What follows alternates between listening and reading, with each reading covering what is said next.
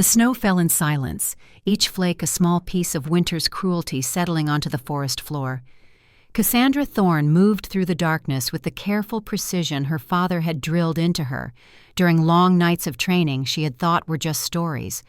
One foot placed deliberately in front of the other, weight distributed, balance maintained.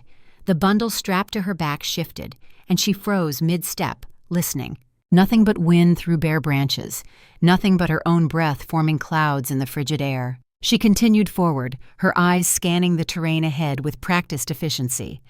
Her father had been a combat medic in a war that had ended before she was old enough to understand what war meant. He had come home with shrapnel scars and night terrors, but also with knowledge, skills that kept men alive when death circled close.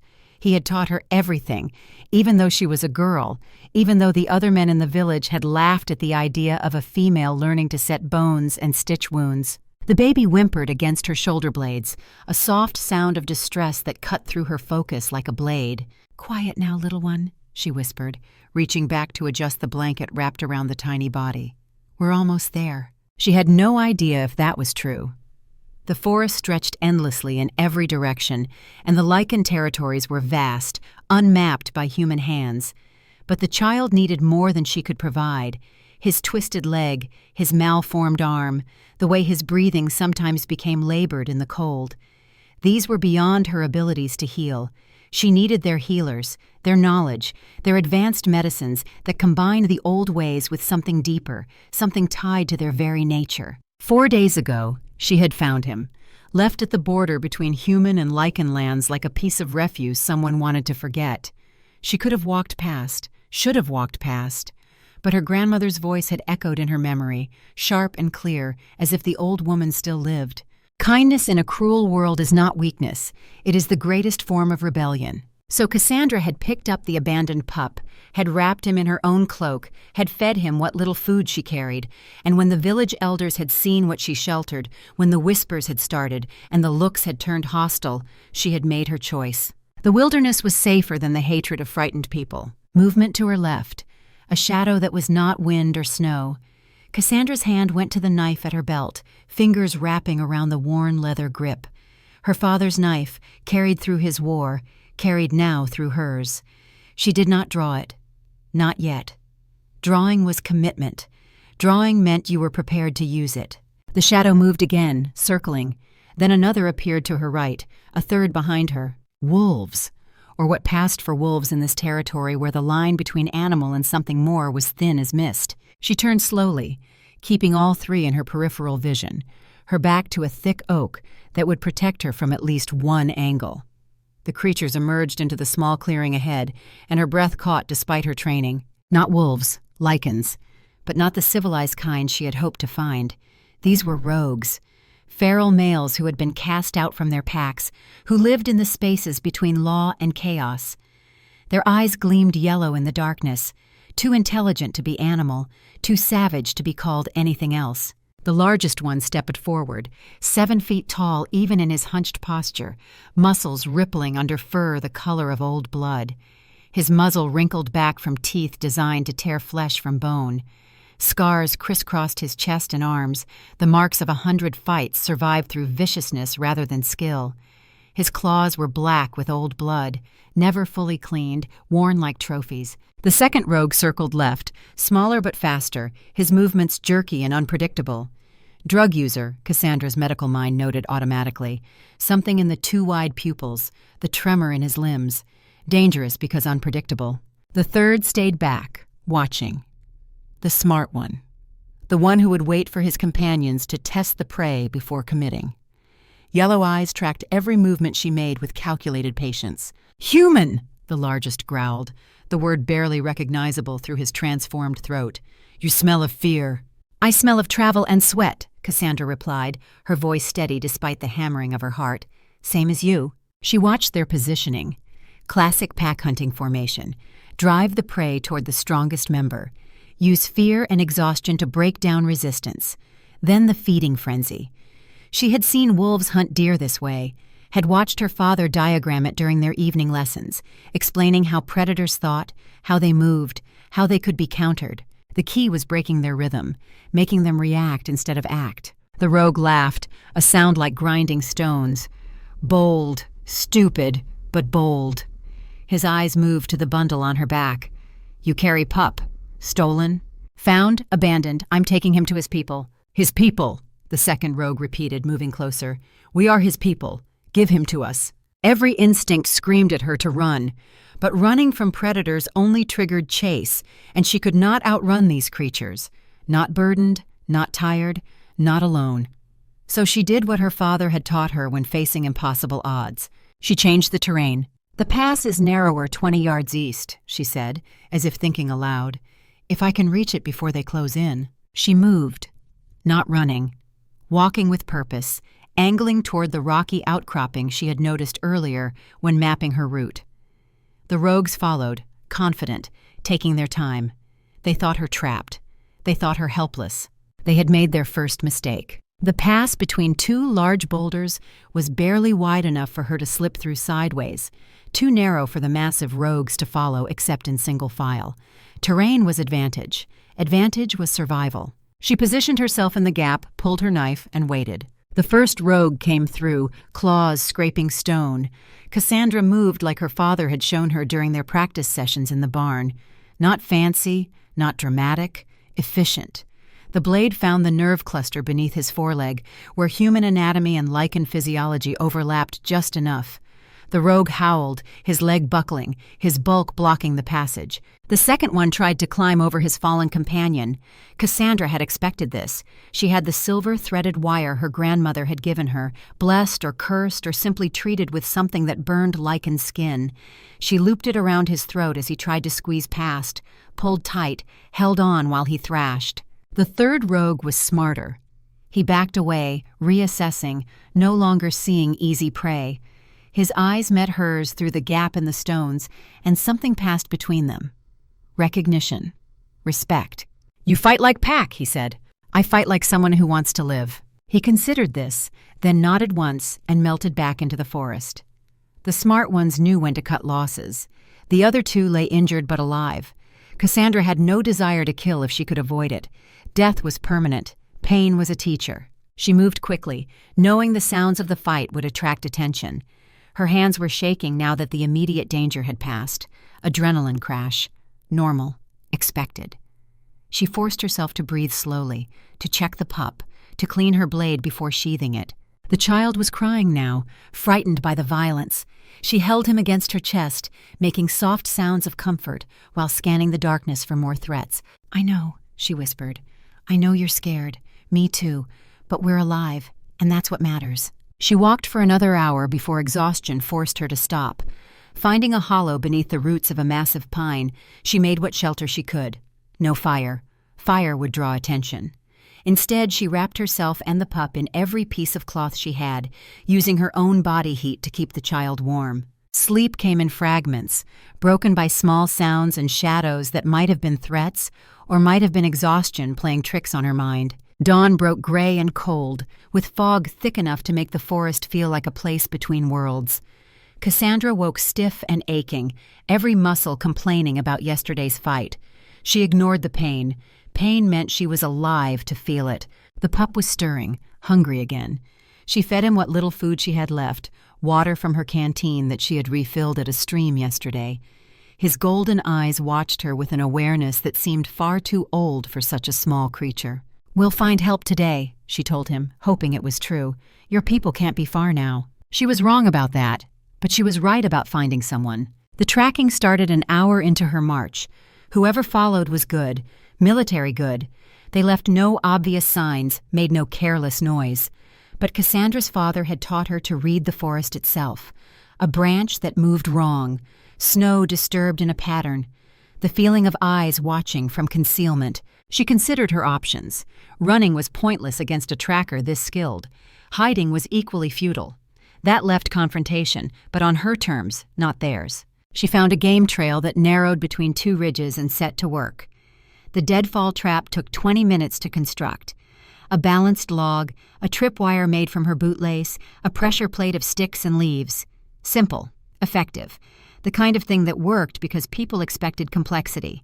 Then she climbed into the branches of a nearby tree, positioned her crossbow, and waited. The hunter appeared within the hour, tall, powerfully built, moving with the fluid grace of a predator in its prime. Male, lykan, but not feral like the rogues. This one wore leather armor marked with symbols she did not recognize, symbols of rank, of authority. He studied her trap from 10 paces away, his head tilting as he examined the setup. Then he smiled. "Clever," he said, his voice deep and rough but fully human. "Field expedient, practical, but you made one mistake." "What's that?" Cassandra called from her perch. "You assumed I'd trip it by accident." He walked directly to the tripwire, stepped over it carefully, and looked up at her position in the tree. His eyes were gold, pure gold, like autumn leaves catching sunlight. Not yellow like the rogues, something clearer, sharper. "You can come down," he said, "or I can come up, your choice." Cassandra descended, keeping the crossbow pointed in his general direction. Not at him directly. That would be threat. Just ready, available. The distinction mattered in negotiations. When her feet touched ground, she got her first clear look at him. 7 feet tall, maybe more, broad shoulders that tapered to a narrow waist. His face was more human than wolf, but the sharp angles and elongated features marked him as other. The scar running from temple to jawline was silver against tanned skin. Old wound. Survived. "I'm not here to fight," Cassandra said. "Good. I've had my exercise for the day." He gestured at the forest behind him. "I found 3 rogues about 2 miles back, 2 injured, 1 missing. Your work?" "Self-defense. They attacked first." "I'm sure they did. Rogues are predictable that way." He studied her with those unsettling gold eyes. "You're armed, trained, competent enough to take down 3 opponents while protecting." He glanced at the bundle on her back. "A pup that is not yours." "How do you know he's not mine?"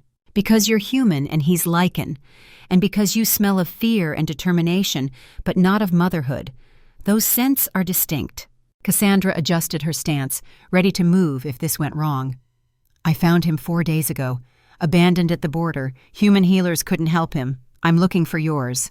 "And you thought walking into our territory uninvited was a good strategy?" "I thought it was the only strategy." The male was silent for a long moment, his expression unreadable. Then he moved, faster than she could track, and was standing directly in front of her. She raised the crossbow by instinct, but he simply reached out one clawed finger and tapped the bolt. "Silver-tipped," he observed. "That would hurt. Probably wouldn't kill me, but it would hurt." He stepped back, giving her space. "I respect the preparation. Most humans would have come here with prayers and hope. You came with weapons and skill. My father was a combat medic. He taught me that hope doesn't stop bleeding." Something shifted in the male's expression. Interest, perhaps, or recognition. "Your father was a warrior." "He saved lives under fire, that's what I do." The male's eyes moved to the pup, visible now as the child stirred in his wrapping. "Show me." Cassandra hesitated, then carefully unwrapped enough of the blanket to reveal the tiny face. Golden eyes blinked up at the winter sky. The twisted leg, the smaller arm, evidence of abandonment written in bone and flesh. The male's intake of breath was sharp. "How long has he been like this?" "Born this way, I think. The deformities are congenital, not from injury. And you've kept him alive for 4 days in winter, fed him, defended him, brought him here seeking help." The male's voice had changed, softer, something almost like respect. "What's your name, human?" "Cassandra Thorne. People call me Cass." "I am Kieran Blackwood." He offered no title, but the way he stood, the authority in his bearing, told her this was someone important. "You've crossed into my territory, Cassandra Thorne. That's usually a death sentence. But you did it for a child not your own, a child my kind abandoned. That matters." "I don't want to cause trouble, I just want him to have a chance." "A chance," Kieran repeated. "We'll see." He looked at her crossbow, still held ready. "Are you going to lower that, or do I need to disarm you? Can you keep up if I follow you, or do I need to slow down?" A smile crossed his face, brief but genuine. "Try me." They walked through the forest, Kieran setting a brutal pace that was clearly meant to test her endurance. Cassandra matched it, step for step, her breathing controlled despite the burning in her legs. The pup seemed to sense something had changed. He stayed quiet, watching the male lykan with curious eyes. After an hour, Kieran slowed. "Your father taught you well. He believed in preparation. Said most people die because they're not ready when the moment comes." "Wise man? Is he still alive?" No, died 5 years ago. Shrapnel worked its way to his heart. Took 20 years, but the war got him in the end. Warriors often die long after the battle ends. Kieran was silent for a moment. My father died in combat. Quick, clean. He was lucky that way. They walked on, and Cassandra noticed the forest changing. The trees grew larger, older.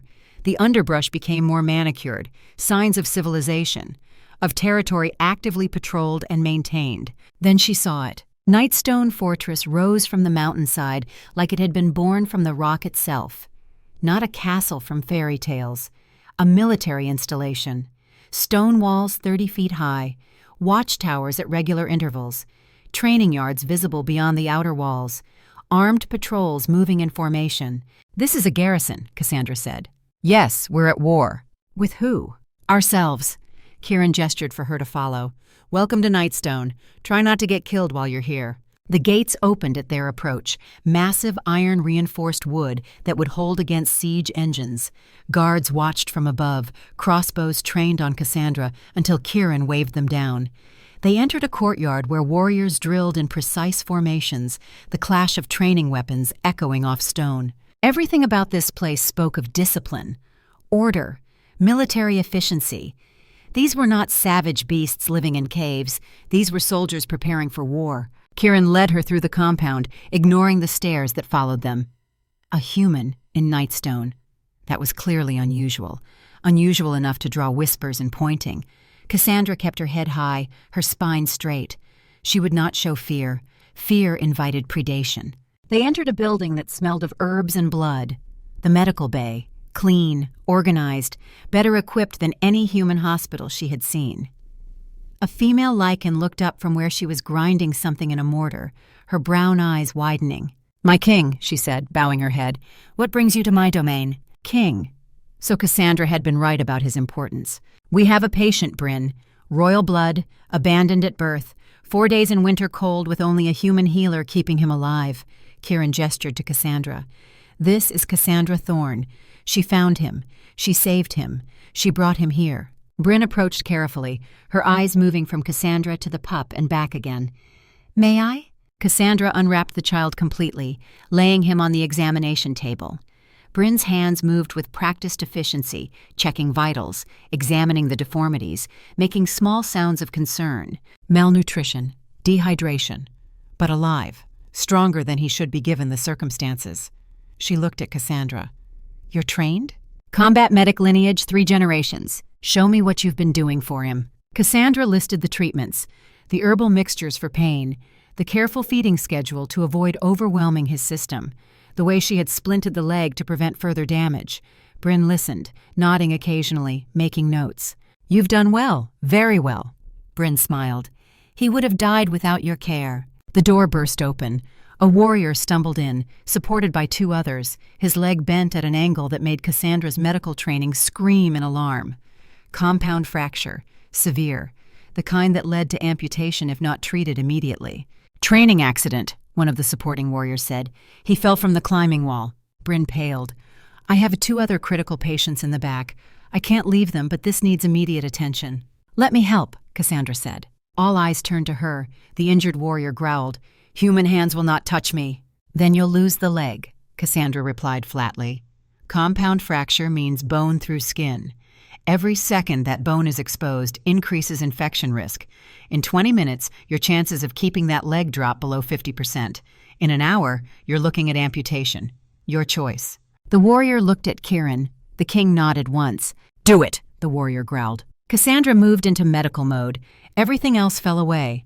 Politics, species, fear. None of it mattered when a patient needed her. She washed quickly in the basin Bryn provided, scrubbing her hands with soap that smelled of pine and something sharper. Antiseptic. They had antiseptic. Good. She examined the injury with clinical detachment. The bone had pierced through muscle and skin just above the ankle. Clean break, fortunately, not shattered. The surrounding tissue was already swelling, blood pooling beneath the skin in dark bruises. She had perhaps 15 minutes before swelling made reduction impossible without surgery. "I need someone strong to hold him. This is going to hurt. Also, I need clean cloth for packing, boiled water, and whatever you use for pain management that works on your metabolism." Bryn moved instantly, gathering supplies. 2 warriors stepped forward, understanding without being told that their strength would be needed. Cassandra positioned them carefully. One at the shoulders, bracing from behind. One at the thigh, providing counter-traction. She knelt at the injured leg, her hands gentle despite the urgency. "What's your name?" she asked the warrior. "Torval." "Torval, I'm going to set the bone. No anesthetic for the procedure itself. Your metabolism would burn it off too fast to be useful during the manipulation. But Bryn will have something for after. I need you to stay absolutely still. If you thrash at the wrong moment, I could sever an artery. Understand?" "I understand." "Good. Bite down on this." She handed him a leather strap thick enough to protect his teeth. "Ready?" She did not wait for confirmation. Speed was mercy in moments like this. Hesitation only prolonged suffering and increased complications. She gripped the leg below the break, felt the warrior's brace, and pulled with smooth, controlled force. The bone grated against itself, a sound that set teeth on edge. Torval's scream tore through the leather strap, his body going rigid with pain. Cassandra ignored it, focused entirely on the feedback her hands were receiving. The bone shifted, realigned, slid back into proper position with a sensation like pieces of a puzzle finding their match. "Hold him steady," she commanded, not looking up. Her hands moved with practiced speed now, probing the wound, checking for bone fragments, assessing the muscle damage. The tissue was torn but not shredded. Salvageable. "Bryn, I need that boiled water and the cleanest cloth you have. Also, what's in that jar on the second shelf, the one with the green seal?" "Wolfsbane paste. We use it for tissue regeneration." "Contraindications?" "None for our kind, unknown for humans." "We're not using it on me. Bring it." Cassandra worked steadily, cleaning the wound with methodical precision. Every piece of dirt, every fragment of contamination increased infection risk. She flushed the puncture site with the boiled water, her fingers gentle but thorough. Torval had stopped screaming, now reduced to panting breaths and low whimpers. Cleaned the wound, applied the herbal paste Bryn handed her, splinted the leg with practiced efficiency, wrapped it, elevated it. "He'll need monitoring for infection. Change the dressing twice daily. Keep him off the leg for at least 2 weeks." The room was silent. Then the injured warrior pulled the strap from his mouth. "You've done this under fire," he said. It was not a question. "My father's stories became my training. Hunters, loggers, farmers, same trauma, different uniform." The warrior nodded slowly. "You have my respect, human." Other warriors murmured agreement. Something had shifted. Cassandra had proven herself in the language warriors understood. Competence under pressure, skill when it mattered. Kieran watched from the doorway, his expression unreadable. That evening, exhausted and aching, Cassandra found herself summoned to the War Council. She followed the guard through twisting corridors to a chamber dominated by a massive table covered in maps.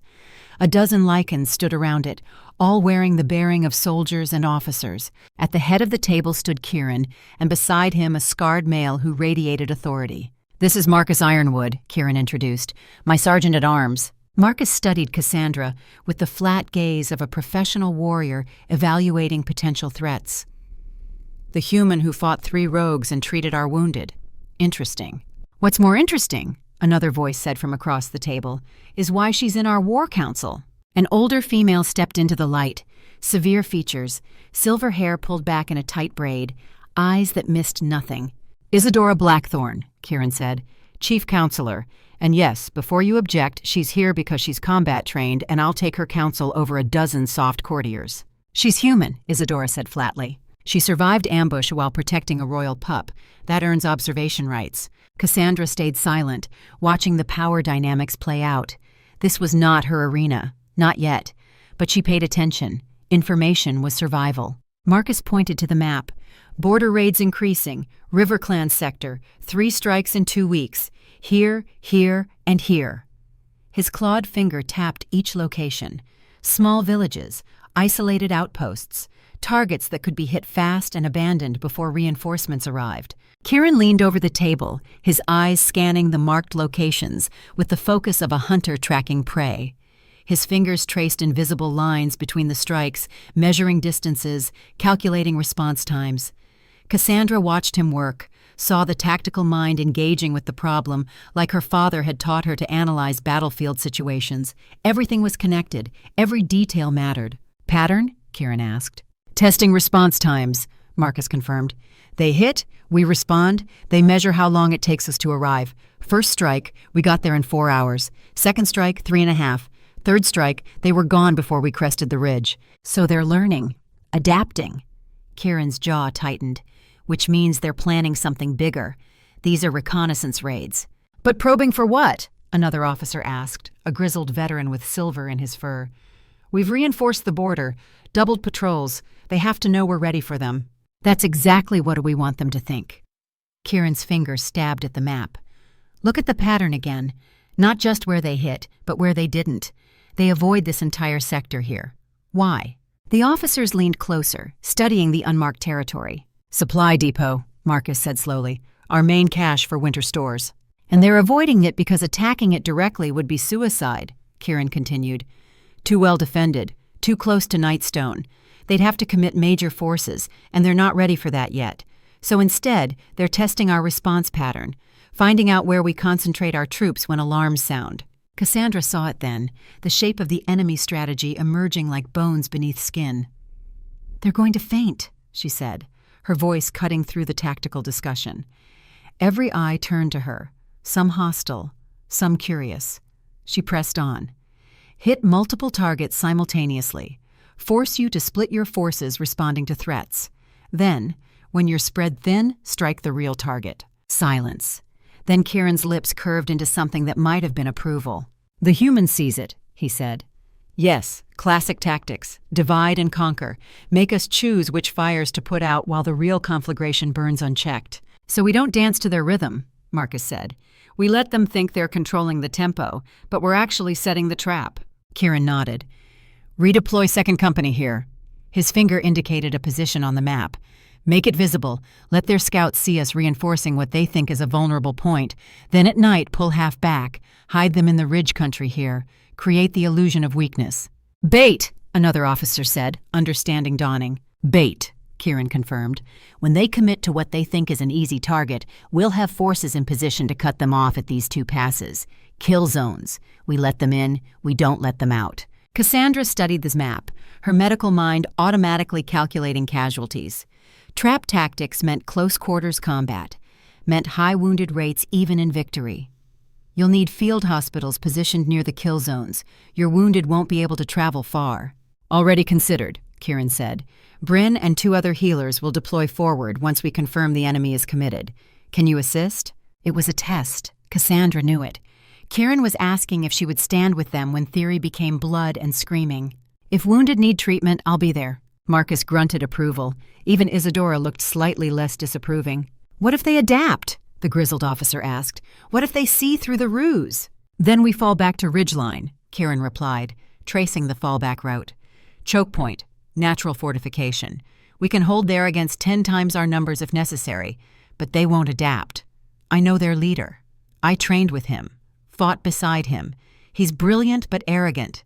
He'll see what he expects to see because his ego won't allow him to believe I've outthought him. Thaddeus, Marcus said, the name heavy with dark history. The room went quiet. Kieran's expression hardened into something cold and dangerous. Yes, Thaddeus Bloodclaw, the Reaver. He looked around the table. For those who don't know, Thaddeus was my lieutenant during the Unification Wars. Brilliant tactician, utterly ruthless. I exiled him 5 years ago for war crimes. What kind of war crimes? Cassandra found herself asking. Kieran's gold eyes met hers.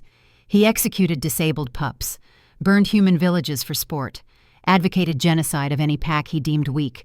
When I stopped him, he swore a blood oath that he'd carve out my heart and feed it to true wolves. And now he's leading the River Clan rebels, Marcus added, building them into a war machine, targeting progressive packs, anyone who supports the king's reforms. Cassandra processed this. This isn't a political dispute. This is war. Finally, Isadora said, the human understands. Kieran looked at Cassandra for a long moment. You wanted to bring the pup to safety. There is no safety, only which side you fight on. The council continued late into the night. Cassandra observed, learning. The politics were complex. The military situation was worse. Kieran was trying to modernize, to reform old ways that included culling disabled young and maintaining rigid hierarchies that crushed those at the bottom. But change bred resistance. Resistance bred violence. And somewhere out there, A brilliant, ruthless tactician who knew all of Kieran's moves was building an army. When the council finally dismissed, Kieran stopped her at the door. "You're still here," he observed. "Where else would I go?" "Back to your village, to safety. They made it clear I wasn't welcome when I took in the pup." Cassandra met his eyes. "And you just spent 3 hours explaining that nowhere is safe." "True." He walked with her through the quiet corridors. "The pup. Bryn found something when she bathed him properly." Cassandra's heart clenched. "What?" "A birthmark. 3 silver crescents and a crowned wolf, royal bloodline, direct descent." The implications hit her like a physical blow. Someone from a royal family abandoned him? "Not just someone. I had Bryn do genetic scent analysis. The pup belongs to Garrett Stoneheart, Alpha of Stone Ridge Pack, my cousin, my blood brother from the wars." Kieran's voice was flat, controlled. "Garrett reported no missing pups." "What are you going to do?" "Summon him. Let him explain before I pass judgment." Kieran stopped outside a door. "This is your room. You'll stay here while the child heals, for your safety and to help identify those responsible." "I'm not a prisoner?" "No, a guest, under my personal protection." He started to turn away, then paused. "That warrior you saved today. He's telling everyone you have the hands of a battlefield surgeon. You're earning respect here, Cassandra Thorne. That's not easy for humans in our world." "I don't need respect. I need the child to survive. Those things are connected." He nodded once and walked away, his footsteps fading into silence. Cassandra entered this room, finding it simple but comfortable. A bed, a fireplace, a window overlooking the training yards. She sat heavily, exhaustion finally catching up. The child. Ash. She had started calling him that in her mind. From ashes, new life rises. He was sleeping peacefully in a small cot that had been provided, his tiny chest rising and falling with each breath. 4 days ago she had found him dying. Now he was here, in a fortress, protected by a king, claimed by royal blood. The world had shifted so quickly she could barely track it. She thought of her father, wondered what he would make of all this, probably would have approved of Kieran's tactical mind, would have respected the military precision of Nightstone, would have told her to stay alert, stay ready, stay alive. She checked on Ash one more time, then collapsed into bed. Sleep came quickly, deep and dreamless. The next days blurred together. Cassandra worked in the medical bay, treating warriors, learning lykan physiology, earning grudging acceptance from those who saw her skill. Bryn became something like a friend, sharing knowledge freely, impressed by the depth of human medical understanding. Ash grew stronger. His leg was responding to treatment, his color improved, his eyes followed movement with increasing alertness. He had the royal gift, Bryn explained, the ability to calm others. Even warriors in battle rage would settle in his presence, a valuable skill, perhaps the most valuable on a battlefield where emotions could mean the difference between discipline and disaster. Kieran visited each evening, sometimes to check on Ash, sometimes to talk tactics with Cassandra, testing her strategic thinking, respecting her insights. He treated her as an equal, as a warrior. It was strange and heady and dangerous in ways she could not quite name.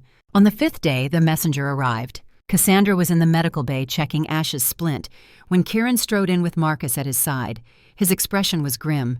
"Garrett comes tomorrow, with an honor guard of 20 warriors." 20 warriors was not a guard. It was a statement, a threat. "Will there be violence?" Cassandra asked. "Depends on his answers." Kieran looked at Ash. "This will get complicated. Political. Dangerous." "What happens to him, to Ash?" "Depends on whether Garrett claims him or rejects him." Kieran's jaw tightened. "If he claims, Ash returns to Stone Ridge. If he rejects, I take custody as king." "And me?" Kieran turned those gold eyes on her, and for a moment something passed between them, something neither was ready to name. "I'm offering you a place, not as guest, as pack medical officer. You've earned it." Cassandra thought of her empty village, her small cabin, her lonely existence treating farmers and hunters who barely acknowledged her skill. Then she thought of this place, of warriors who respected competence, of Bryn's friendship, of a king who valued her counsel, of a child who needed her. "I stay," she said, "for him, and because this is the first place I've felt useful since my father died." Kieran nodded as if he had expected this answer. "Then we make it official. Tonight, blood oath ceremony. You'll be bound to this pack, and we'll be bound to protect you." That evening, in a small chamber lit by torches, Cassandra stood before Kieran with Marcus and Bryn as witnesses. Isadora attended too, her expression disapproving but silent. Kieran drew a knife across his palm. Blood welled, dark and rich. He offered the blade to Cassandra. "Blood shared is pack bond," he said. "Not romance, not politics. This is a martial oath. You fight with us, we die for you." Cassandra took the knife, cut her own palm, feeling the sharp sting. Kieran clasped her hand, their blood mixing. "I swear to heal your wounded," Cassandra said, "to protect your innocent, to honor your codes." "I swear to guard your life," Kieran replied, "to value your counsel, to grant you warriors' rights." Their hands stayed clasped for a moment longer than necessary. Then Kieran released her, stepped back, returned to formality. "It's done," Marcus said. "She's packed now. Anyone who harms her answers to the king." Isadora left without comment. Bryn smiled and hugged Cassandra. Marcus nodded respect. And Kieran simply looked at her with those impossible gold eyes and said, "Welcome to Nightstone, Cassandra Thorne. I hope you survive what comes next." That night, Cassandra stood at her window, watching the stars emerge one by one above the fortress walls. Tomorrow, Garrett would arrive. Tomorrow, everything would change again. She touched the bandage on her palm where blood oath marks would scar. Pack bond, warriors' rights, protection and duty intertwined. Her father had taught her that the moment of commitment was when you stopped being a bystander and became a participant. When you planted your flag and declared, "This is where I stand." She had planted her flag in lykan territory, had bound herself to a king trying to change his world, had sworn to protect the innocent and honor the codes. Dawn broke cold and gray. Cassandra woke to the sound of horns, the outer watch announcing arrivals. She dressed quickly, checked on Ash, who was sleeping peacefully, then made her way to the battlements. Marcus stood at the wall, looking out over the approach road. "They're here." Cassandra followed his gaze. A column of riders approached, their armor catching the weak sunlight. At their head rode a male nearly as large as Kieran, his bearing proud, his face hard. "Garrett Stoneheart," Marcus said, "blood brother to our king, Alpha of Stone Ridge, and apparently father to the pup you saved." The riders reached the gates. Kieran descended to meet them, and Cassandra watched from above as the two males faced each other. Blood brothers, battle companions, now on opposite sides of a question that could shatter everything. Garrett dismounted, his movements sharp with barely controlled anger. His voice carried up to the walls, loud and clear. "You summoned me like a servant, cousin?" "I summoned you like a man who owes answers," Kieran replied, his tone equally hard. The confrontation had begun.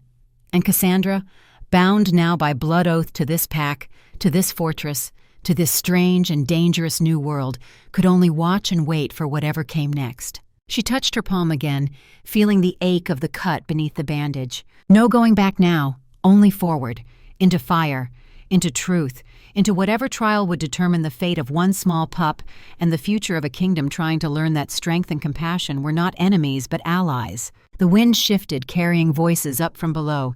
Angry, accusatory, the sound of old bonds straining under new pressures. Cassandra checked her medical bag by habit, made sure her knife was secured, prepared herself for whatever casualties this confrontation might produce. Because she was pack now, and pack protected each other, even when the world caught fire around them, especially then. The morning sun cast long shadows across Nightstone's training yards as I watched warriors drill in formation. 5 days had passed since the blood oath ceremony, 5 days of settling into a rhythm that felt both foreign and strangely natural. The splint on Ash's leg was already showing results. Bryn's expertise combined with daily exercises had the pup bearing weight on the injured limb far sooner than I'd dared hope. I adjusted the sling supporting my left arm, still healing from the rogue lykan's claws. The wound would scar, adding to the collection I'd accumulated over years of field medicine. My father used to say scars were proof you'd survived what should have killed you. Looking around Nightstone's fortress, I understood that philosophy extended beyond physical wounds. Kieran stood at the far end of the yard, observing a sparring match between two of his warriors. Even from this distance, I could see the tactical assessment in his posture, the way his head tilted slightly when one fighter overextended, the almost imperceptible nod when the other capitalized on the opening.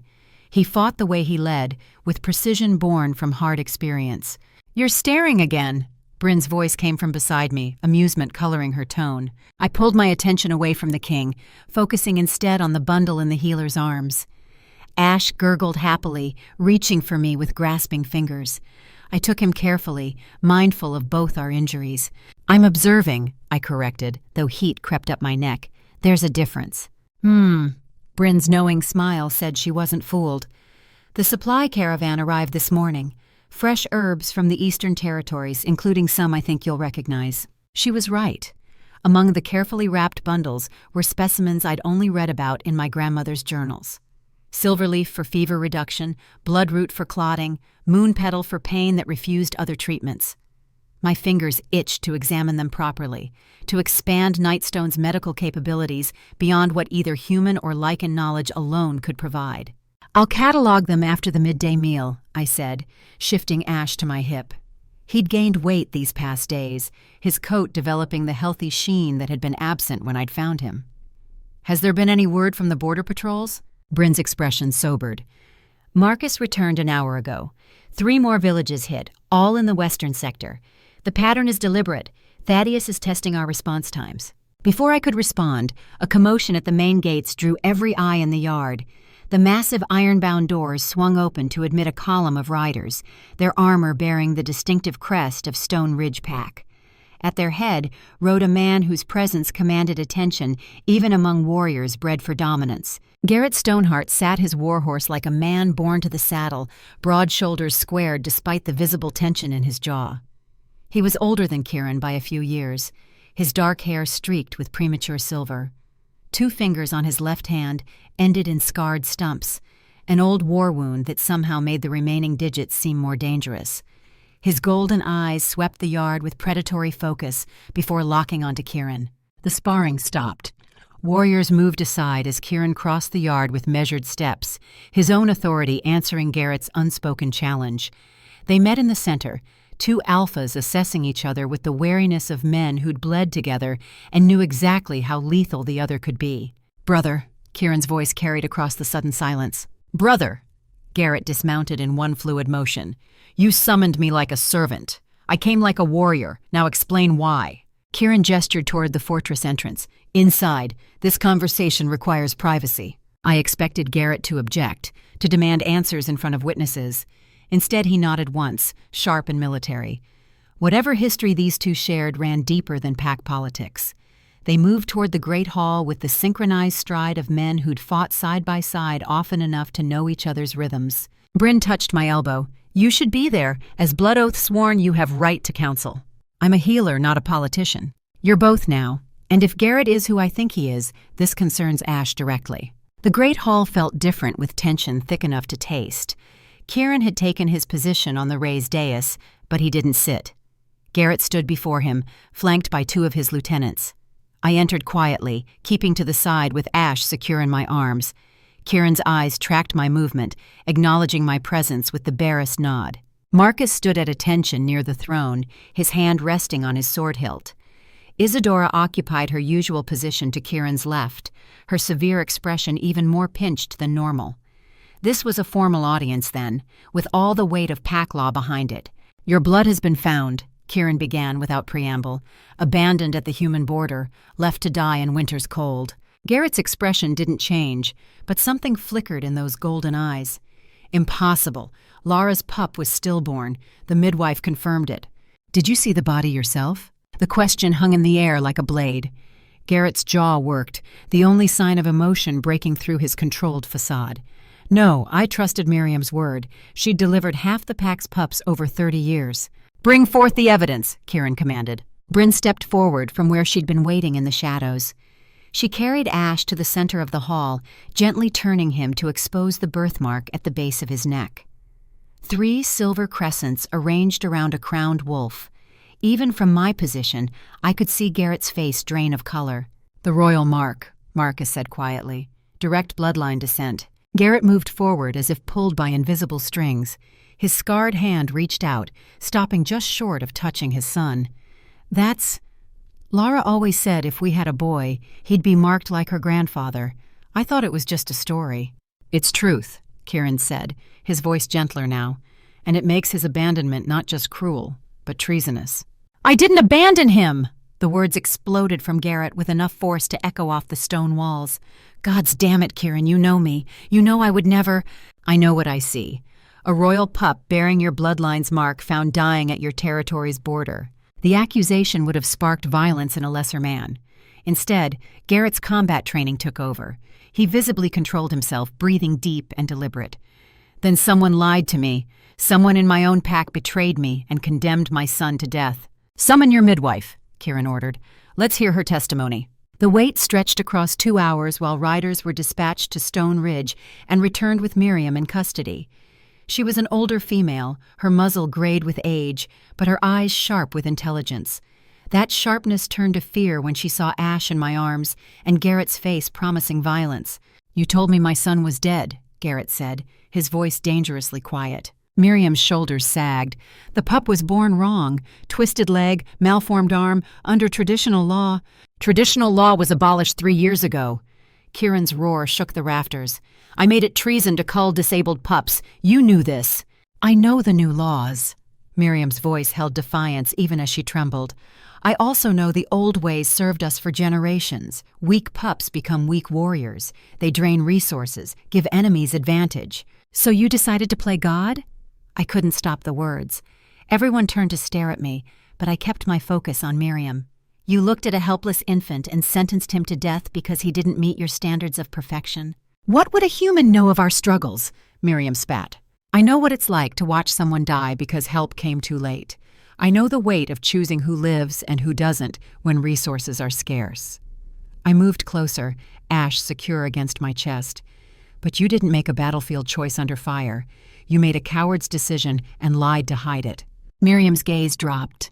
In that moment, I saw not a monster, but a scared old woman clinging to beliefs that no longer served the world around her. It didn't excuse what she'd done, but it explained it. "The law is clear," Kieran said. "Midwife Miriam, you are guilty of attempted murder of a royal heir and conspiracy to deceive your alpha. Traditional sentence is death." Garrett growled agreement, but Kieran held up a hand. "However, I've been working to build a new tradition, one where justice serves the living, not just punishes the guilty." He looked at me. "Cassandra Thorne, you have standing in this matter. As the one who saved the pup's life, and as blood oath sworn to this pack, your voice carries weight. What say you?" Every eye in the hall fixed on me. I'd been a wanderer 5 days ago, an outcast healer with no home and no people. Now a lykan king asked my counsel in matters of pack justice. The absurdity would have made me laugh if the stakes weren't measured in lives. "Death is easy," I said, thinking of my father's stories about battlefield justice. "The dead don't learn. They don't change. They don't make amends." I looked at Miriam. "Send her to the border villages. Let her serve as healer to the communities she endangered by leaving Ash to die near their lands. 20 years of service, saving lives to balance the one she tried to end." Silence greeted my judgment. Then Garrett spoke, his voice rough. "Make it 30 years, and she serves under human healers, learning their methods. Let her see the worth in what she despised." Kieran nodded slowly. "So be it. Miriam, you are exiled to medical service. Garrett, the pup is yours by blood, but I claim custody until he is strong enough to return to Stone Ridge." "No." Garrett's interruption surprised everyone. He moved to stand before me and Ash, his scarred hand finally making contact with his son's soft fur. "He stays here, with her." He met my eyes. "You saved him when his own kind left him to die. You earned the right to raise him more than I did." "He's your son," I protested, "and he'll know it. I'll visit, train him when he's ready, teach him what it means to be Stoneheart." Garrett's expression softened as Ash reached for his finger with tiny hands. "But day to day, he needs someone who sees him as he is, not what he should have been. That's you." The weight of responsibility settled over my shoulders like a physical thing. I looked down at Ash, who gazed back with trusting golden eyes. "I'll protect him, teach him, give him the childhood he deserves." "I know you will." Garrett stepped back, straightening to military attention. "Kieran, my blood debt to you is renewed. You protected my son when I failed him." "No debt between brothers," Kieran replied. "Only duty." Their clasped forearms in the warrior's grip, and I saw genuine affection beneath the formal protocol. Whatever wars they'd fought, whatever differences divided their packs, the bond between them held strong. The moment shattered as a messenger burst through the hall doors, his armor splattered with blood and mud. "My king, the border village of Thornhaven, it's gone. Burned to ash. 30 dead." Kieran was moving before the messenger finished speaking, striding toward the war room with Marcus and Garrett following. I hesitated only a moment before trailing after them, ash secure in my arms. If I was truly packed now, I needed to understand the threats we faced. The war room was exactly what I expected from a military fortress. A massive table dominated the center, its surface covered with detailed maps marked in multiple colors. Red indicated contested territory, blue showed patrol routes, green marked Allied settlements. A new mark in black stained the map's western edge. Thornhaven. "Third village in 2 weeks," Marcus said, studying the pattern.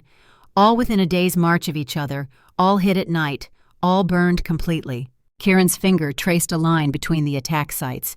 "He's pushing east, testing our response times, seeing how fast we can mobilize." "It's bait," Garrett observed. "Classic Thaddeus. Hit soft targets to provoke a chase, then spring the real trap." "You know his tactics." It wasn't a question. "I fought beside him in the Unification Wars before you exiled him. The man's a butcher, but he's not stupid." Garrett leaned over the map. "He knows you can't ignore civilian casualties. He's counting on you to split your forces, chase him into prepared ground." I watched them work, seeing the chess match beneath the violence. Thaddeus wasn't just attacking villages. He was attacking Kieran's reforms, his alliance with humans, everything the New Order represented. Every burned settlement was a message written in ash and blood. "How many warriors can you spare?" Kieran asked Garrett. 20, my best trackers and scouts. But if I pull more from Stone Ridge, my own borders go vulnerable." 20 is enough. Kieran turned to Marcus. "You hold Nightstone. Full defensive posture. Double the wall guards. Implement the siege protocols we drilled." "You're going after him yourself?" Marcus's tone made it clear what he thought of that plan. "I have to. Thaddeus wants to prove I've gone soft, that my reforms make us weak. If I send subordinates, it confirms his propaganda." Kieran's jaw set in a line I was beginning to recognize, the king making hard choices. "We take a strike force, 40 warriors, fast and brutal." "I'm coming." Garrett's declaration brooked no argument. "I know." A ghost of a smile crossed Kieran's face. "Wouldn't trust anyone else at my back for this." "You'll need a field medic." The words were out before I could reconsider them. 3 pairs of eyes locked onto me.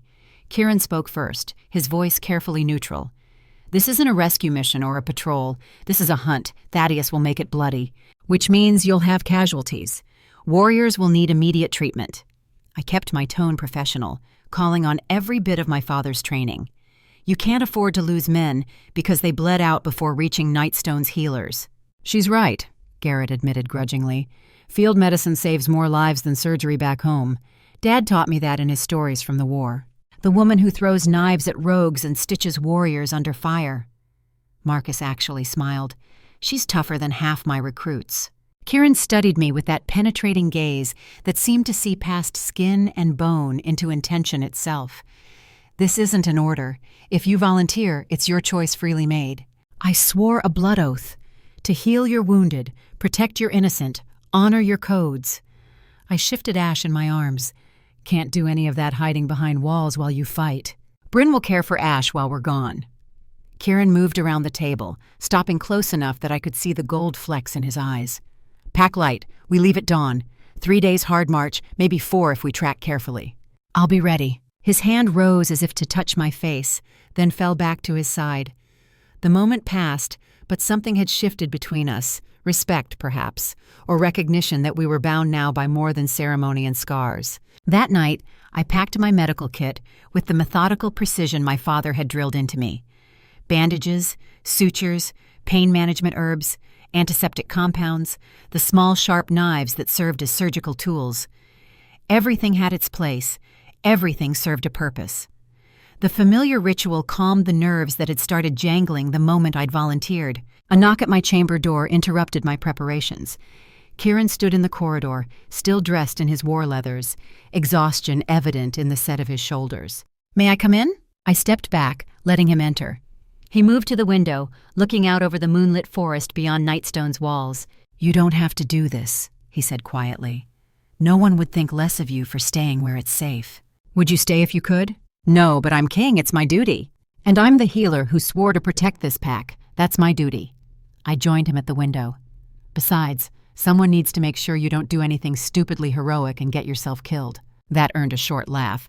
"Stupidly heroic? Is that your medical diagnosis?" "Professional observation based on available evidence." We stood in comfortable silence, watching the night. Finally, Kieran spoke again, his voice softer. "I had a malformed foot as a pup. Did you know that?" I shook my head. "Clubfoot, twisted inward so I couldn't walk properly. Traditional law said I should be culled." His hand unconsciously moved to his boot. "My father defied the council, kept me alive. Took 10 years of shame and mockery before a healer from the north developed a treatment that corrected it. That's why you changed the law." "Partly, but also because I learned something those 10 years. Being different doesn't make you weak. It makes you fight harder, think smarter, prove yourself every single day." He turned to face me. "Ash will have that same fire. And with you raising him, he'll have the wisdom to channel it." "I'm not wise, I'm just stubborn." "Same thing in my experience." The corner of his mouth quirked. "Thank you, Cassandra, for saving him, for staying, for being exactly what this pack needs, whether we knew it or not." The use of my full name, spoken with such quiet sincerity, made my chest tighten. I wanted to say something profound, something that matched the weight of the moment. Instead, I settled for truth. "You gave me a home. First time since my father died. That's worth fighting for." His hand found mine, calloused palm against calloused palm. The touch sent warmth through me that had nothing to do with lykan body heat and everything to do with the man standing close enough for me to count his scars. "Get some rest," he said, though he didn't let go immediately. "Tomorrow starts a long march." After he left, I stood at the window for a long time, my hands still tingling from his touch. Outside, the forest whispered with wind and the distant howls of patrol wolves. Somewhere in that darkness, Thaddeus was planning his next move, and at dawn, we would march to meet him. I thought of my father, who'd died at his post saving others, of my grandmother, who'd forged impossible alliances through courage and compassion, of Ash, sleeping peacefully under Bryn's care, dreaming puppy dreams of a future that wouldn't be defined by his disabilities. We were building something here, something worth protecting, and if that meant marching into danger alongside a king who looked at me like I mattered, then so be it. Dawn came cold and clear. The strike force assembled in the courtyard with military precision, 40 warriors in battle armor, supplies distributed for speed rather than comfort, weapons checked and rechecked. Garrett's 20 merged seamlessly with Kieran's force, old comrades greeting each other with the easy familiarity of men who'd survived hell together. I stood near the gates with my medical pack secured across my shoulders, dressed in the leather armor Bryn had altered to fit me. It wasn't as heavy as full plate, but the reinforced chest and arm guards would stop a blade or claw. Probably. "You look like a proper warrior," Marcus commented, checking the straps on my pack with professional efficiency. "Just remember, if it comes to fighting, your job is to survive and get back to the wounded. No heroics." "No heroics," I agreed, though we both knew battlefield plans rarely survived contact with reality. Kieran mounted his warhorse, a massive gray stallion bred for lykan riders. He looked every inch the warrior king, armor gleaming, sword across his back, the silver wolf standard of Nightstone snapping in the morning breeze behind him. "Brothers and sisters," he called, his voice carrying across the assembled force. "We hunt the Reaver, not for glory, not for revenge, but for justice. He's murdered innocents, burned villages, tried to drag us back to the old ways, where might meant right, and compassion meant weakness." The warriors growled agreement, a sound that raised the hair on my neck. "We'll show him what true strength looks like. Disciplined, unified, protecting those who can't protect themselves." Kieran's eyes found mine in the crowd. "We fight not because we hate what's ahead, but because we love what's behind us." The words hit like a physical blow. This was why warriors followed him, not fear, not tradition, but belief in something bigger than individual survival. "Move out!" The march began at a brutal pace. Kieran set the rhythm, fast enough to cover ground quickly, but sustainable over distance. The warriors moved in formation, scouts ranging ahead, flankers protecting our sides. Garrett rode near the front with Kieran, the two of them falling into the synchronized communication of men who'd fought together so often, words became unnecessary. I kept position in the middle of the column, protected but not coddled. The leather armor chafed in new places, and my medical pack seemed to gain weight with every mile. But I matched the pace, drawing on reserves of stubbornness that had carried me through years of wandering. By midday, we'd covered more ground than I'd thought possible. The forest had shifted from the managed woods around Nightstone to wilder territory, where trees grew thick and paths became suggestions rather than certainties. The scouts reported signs of passage: broken branches, disturbed earth, the faint scent of smoke carried on the wind. "He's not even trying to hide his trail," Garrett observed during a brief halt. "Wants us to follow. Then we'll oblige him." Kieran studied the map, comparing terrain features to the marks indicating Thaddeus's likely position. But on our terms, not his. We'll parallel his route, stay off the obvious path. Let him think we're stumbling into his trap while we circle around. The tactical adjustment added hours to our march, but took us through terrain that favored defenders. Rocky outcroppings that provided cover, narrow defiles that channeled attackers, high ground that offered visibility. Kieran's military mind was evident in every choice, turning Thaddeus's ambush inside out. Night fell before we made camp. No fires, cold rations, sentries posted in overlapping shifts. I found myself between Garrett and one of his warriors, a scarred female named Kara, who'd lost an eye in the Unification Wars. "First combat march?" she asked, offering me a strip of dried meat. "First military march period. I've done plenty of emergency runs to patients, but never with 40 armed warriors." "You're keeping up better than some recruits I've seen." Kara settled into a comfortable crouch, her remaining eye sharp despite the darkness. "The king speaks highly of you. Says you fought 3 rogues to protect the pup." "Fought is generous. I survived 3 rogues through luck and terrain advantage. In my experience, luck is what the skilled call their preparation." She gestured at my medical pack. "You really know how to use all that?" "My father was a combat medic, taught me everything he learned, plus what I picked up from my grandmother's healing practice." I pulled out a bundle of herbs. "This is silverleaf. Stops bleeding when applied as a poultice. This is nightshade extract, carefully measured. Pain management for serious wounds." Kara listened with genuine interest as I explained my supplies. Other warriors drifted closer, asking questions about treatments and field techniques. By the time exhaustion forced me to sleep, I'd conducted an impromptu medical training session and earned a few more nods of respect. The second day brought our first contact with the enemy. Scouts reported movement ahead, a small group of RiverClan warriors shadowing our path. Kieran called a halt, gathering his officers for quick consultation. "Could be forward observers," Marcus suggested. "Eyes for a larger force. Or bait to slow us down while the main group repositions." Garrett crouched near the map, his scarred fingers tracing potential routes. "Either way, we need to know what we're walking into." "I'll take a team. Fast reconnaissance, in and out before they know we're there." Kieran selected 5 warriors with a series of gestures, all scouts, all trained in stealth insertion. "I'm coming." Garrett rose smoothly. "Need you here commanding the main force if this goes wrong. And I need to watch your back against Thaddeus's people. Non-negotiable, brother." Kieran looked like he wanted to argue, then nodded. "Fine, but we do this quiet. No engagement unless absolutely necessary." I watched them prepare, checking weapons and stripping unnecessary gear. The transformation from court king to field operative was subtle but complete. This was Kieran in his element, moving with the coiled grace of a predator about to hunt. They disappeared into the forest like smoke. The main force settled into defensive positions, weapons ready, senses alert. Minutes stretched into an hour, then 2. The tension built until it felt like the air itself might crack. A whistle, sharp and specific. The all-clear signal. Kieran and his team materialized from the trees, moving fast. Blood stained 2 of the warriors, but they walked under their own power. 20 RiverClan fighters dug in at the ravine ahead, Kieran reported. Defensive position, watching the main approach. They're expecting us to walk right into an ambush. So we don't oblige them. Marcus spread the map. Alternative routes? North Fork adds a day but brings us around their flank. South Pass is faster but exposed. Kieran's jaw worked. Or we hit them head on. 40 against 20, we have numbers and training. The moment we engage, Thaddeus knows exactly where we are. Garrett shook his head. Loses us the element of surprise. We can't leave hostiles at our backs while we pursue the main force. The tactical problem had no clean solution. I watched them debate approaches, each option carrying risks that could mean dead warriors under my care. "What if we don't go around or through?" I said quietly. Kieran looked at me. "Explain." "You said they're watching the main approach, expecting us to either charge in or avoid them entirely."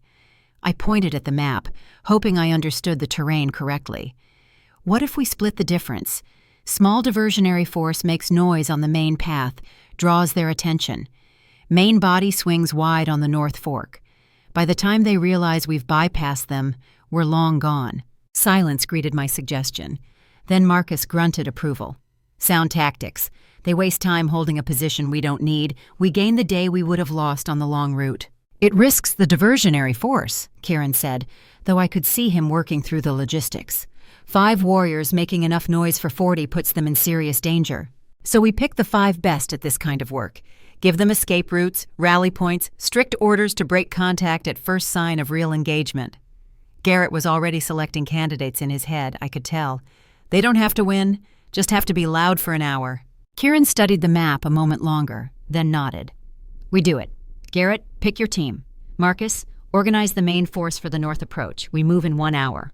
The plan unfolded with practiced efficiency.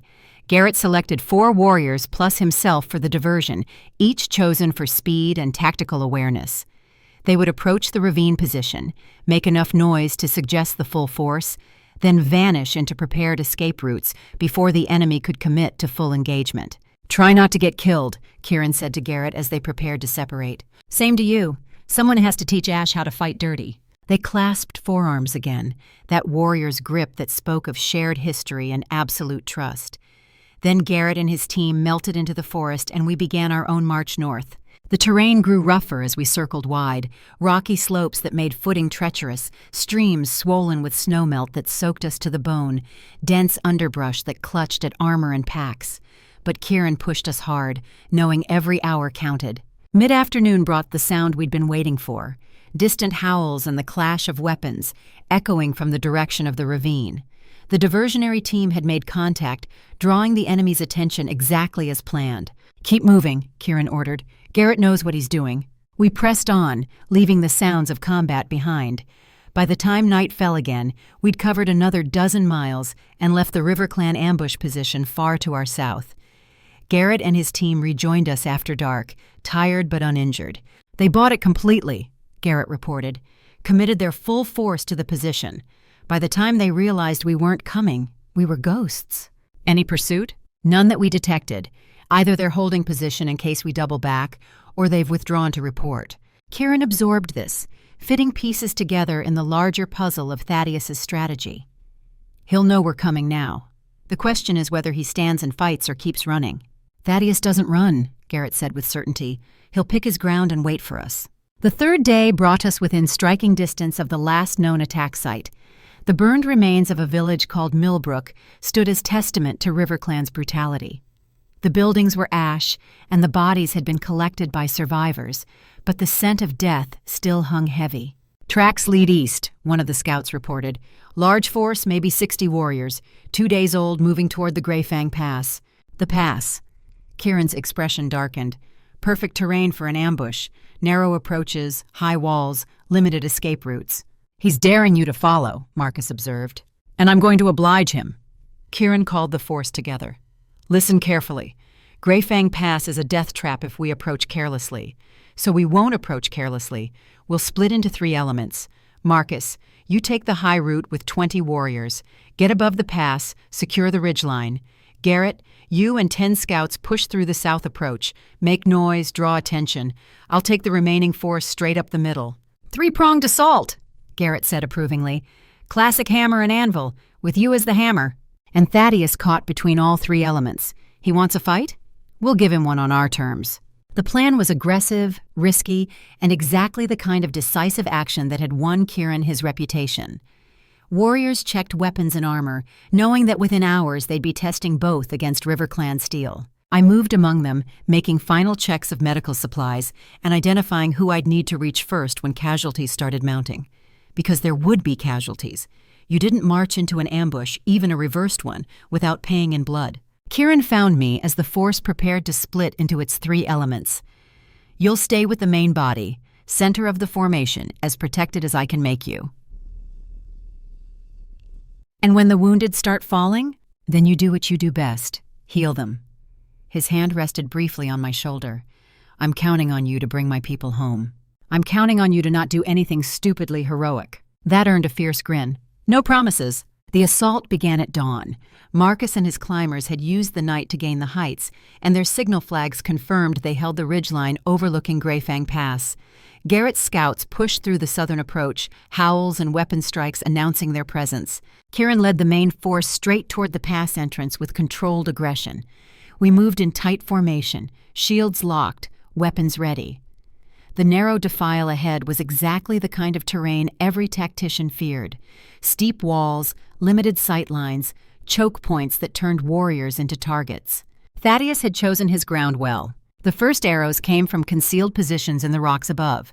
Marcus's people responded immediately, their own archers suppressing the enemy fire. Garrett's team hit the River Clan flank, forcing them to split their attention. And then Kieran's force crashed into the center like a mailed fist. The battle erupted with savage intensity. Lykan combat was nothing like the sparring matches I'd observed. This was primal fury, barely contained by tactical discipline. Kieran fought at the front, his sword work a brutal poetry of efficiency.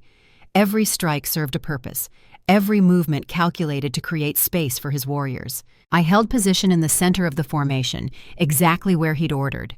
Warriors fell back to me with injuries ranging from minor cuts to life-threatening wounds. I worked with mechanical precision, field dressing the wounded, stabilizing the critical, making the hard calls about who could return to fight and who needed evacuation. A warrior stumbled to me with an arrow through his shoulder, the shaft buried deep. I cut away his armor, assessed the damage, made my decision. The arrow had to come out now, before infection set in, but pulling it would cause massive bleeding. "This is going to hurt," I warned. "Just do it." I braced him against a rock, positioned my grip on the arrow shaft, and pulled in one smooth motion. Blood fountained from the wound. I packed it immediately with silverleaf poultice, applied pressure, counted heartbeats until the bleeding slowed. Bandage, splint to keep the arm immobile, dose of pain management herbs. "Can you fight?" I asked. "I can guard you while you work." "Good enough." He took position at my side, favoring his good arm but still dangerous. 2 more warriors joined him, all wounded but functional, forming a protective ring around the makeshift aid station. The battle raged for what felt like hours but was probably minutes. Kieran's strategy worked. Caught between 3 forces, unable to leverage their defensive position, River Clan began to crack. Warriors broke formation, some fleeing deeper into the pass, others trying to fight their way clear. And then I saw him, Thaddeus Bloodclaw. He was massive even by Lykan standards, easily matching Kieran's height, but broader through the shoulders. Scars covered every visible inch of skin, testament to decades of combat. He waded into Kieran's warriors like a force of nature, dual axes scything through shields and armor with terrifying ease. "The Reaver," the warrior guarding me breathed. "Gods preserve us." Kieran saw the threat and moved to intercept. The 2 alphas came together in a clash that sent shockwaves through both forces. Sword against axes, speed against power, precision against raw brutality. I couldn't look away, even though wounded warriors needed my attention. This was the battle that mattered, not the tactics or the numbers, but these 2 men and everything they represented. Old ways against new, cruelty against compassion, the past fighting the future. They traded blows with lethal intent, neither giving ground. Thaddeus was stronger, his axes driving Kieran backward step by step. But Kieran was faster, his sword finding gaps in the Reaver's defense, scoring cuts that accumulated into meaningful damage. "You've gone soft, Blackwood," Thaddeus roared. "Human lovers and crippled pups, this is what your mercy has made you." Kieran didn't waste breath on a response. He pressed his attack, using the terrain, forcing Thaddeus to fight uphill on uncertain footing. It was working. Slowly, gradually, the balance shifted. Then Thaddeus made his mistake. He overextended on a massive overhead swing, committing too much power without protecting his recovery. Kieran rolled under the strike, came up inside the Reaver's guard, and drove his sword through the gap between chest plate and shoulder guard. The blade bit deep. Thaddeus staggered, blood pouring from the wound. His left arm hung useless, the tendons severed. but even wounded he was dangerous. He spun, axes whirling in a desperate counter. The strike caught Kieran across the ribs, plate armor saving him from bisection, but not from the massive impact. He went down hard, the breath driven from his lungs. Thaddeus raised his remaining functional axe for the killing blow. I moved before thought caught up with action. The throwing knife I'd carried since the rogue attack left my hand in a smooth arc, 30 yards across broken ground, one chance to change everything. The blade took Thaddeus in the wrist, not deep enough to cripple, but enough to ruin his grip. The axe tumbled from nerveless fingers.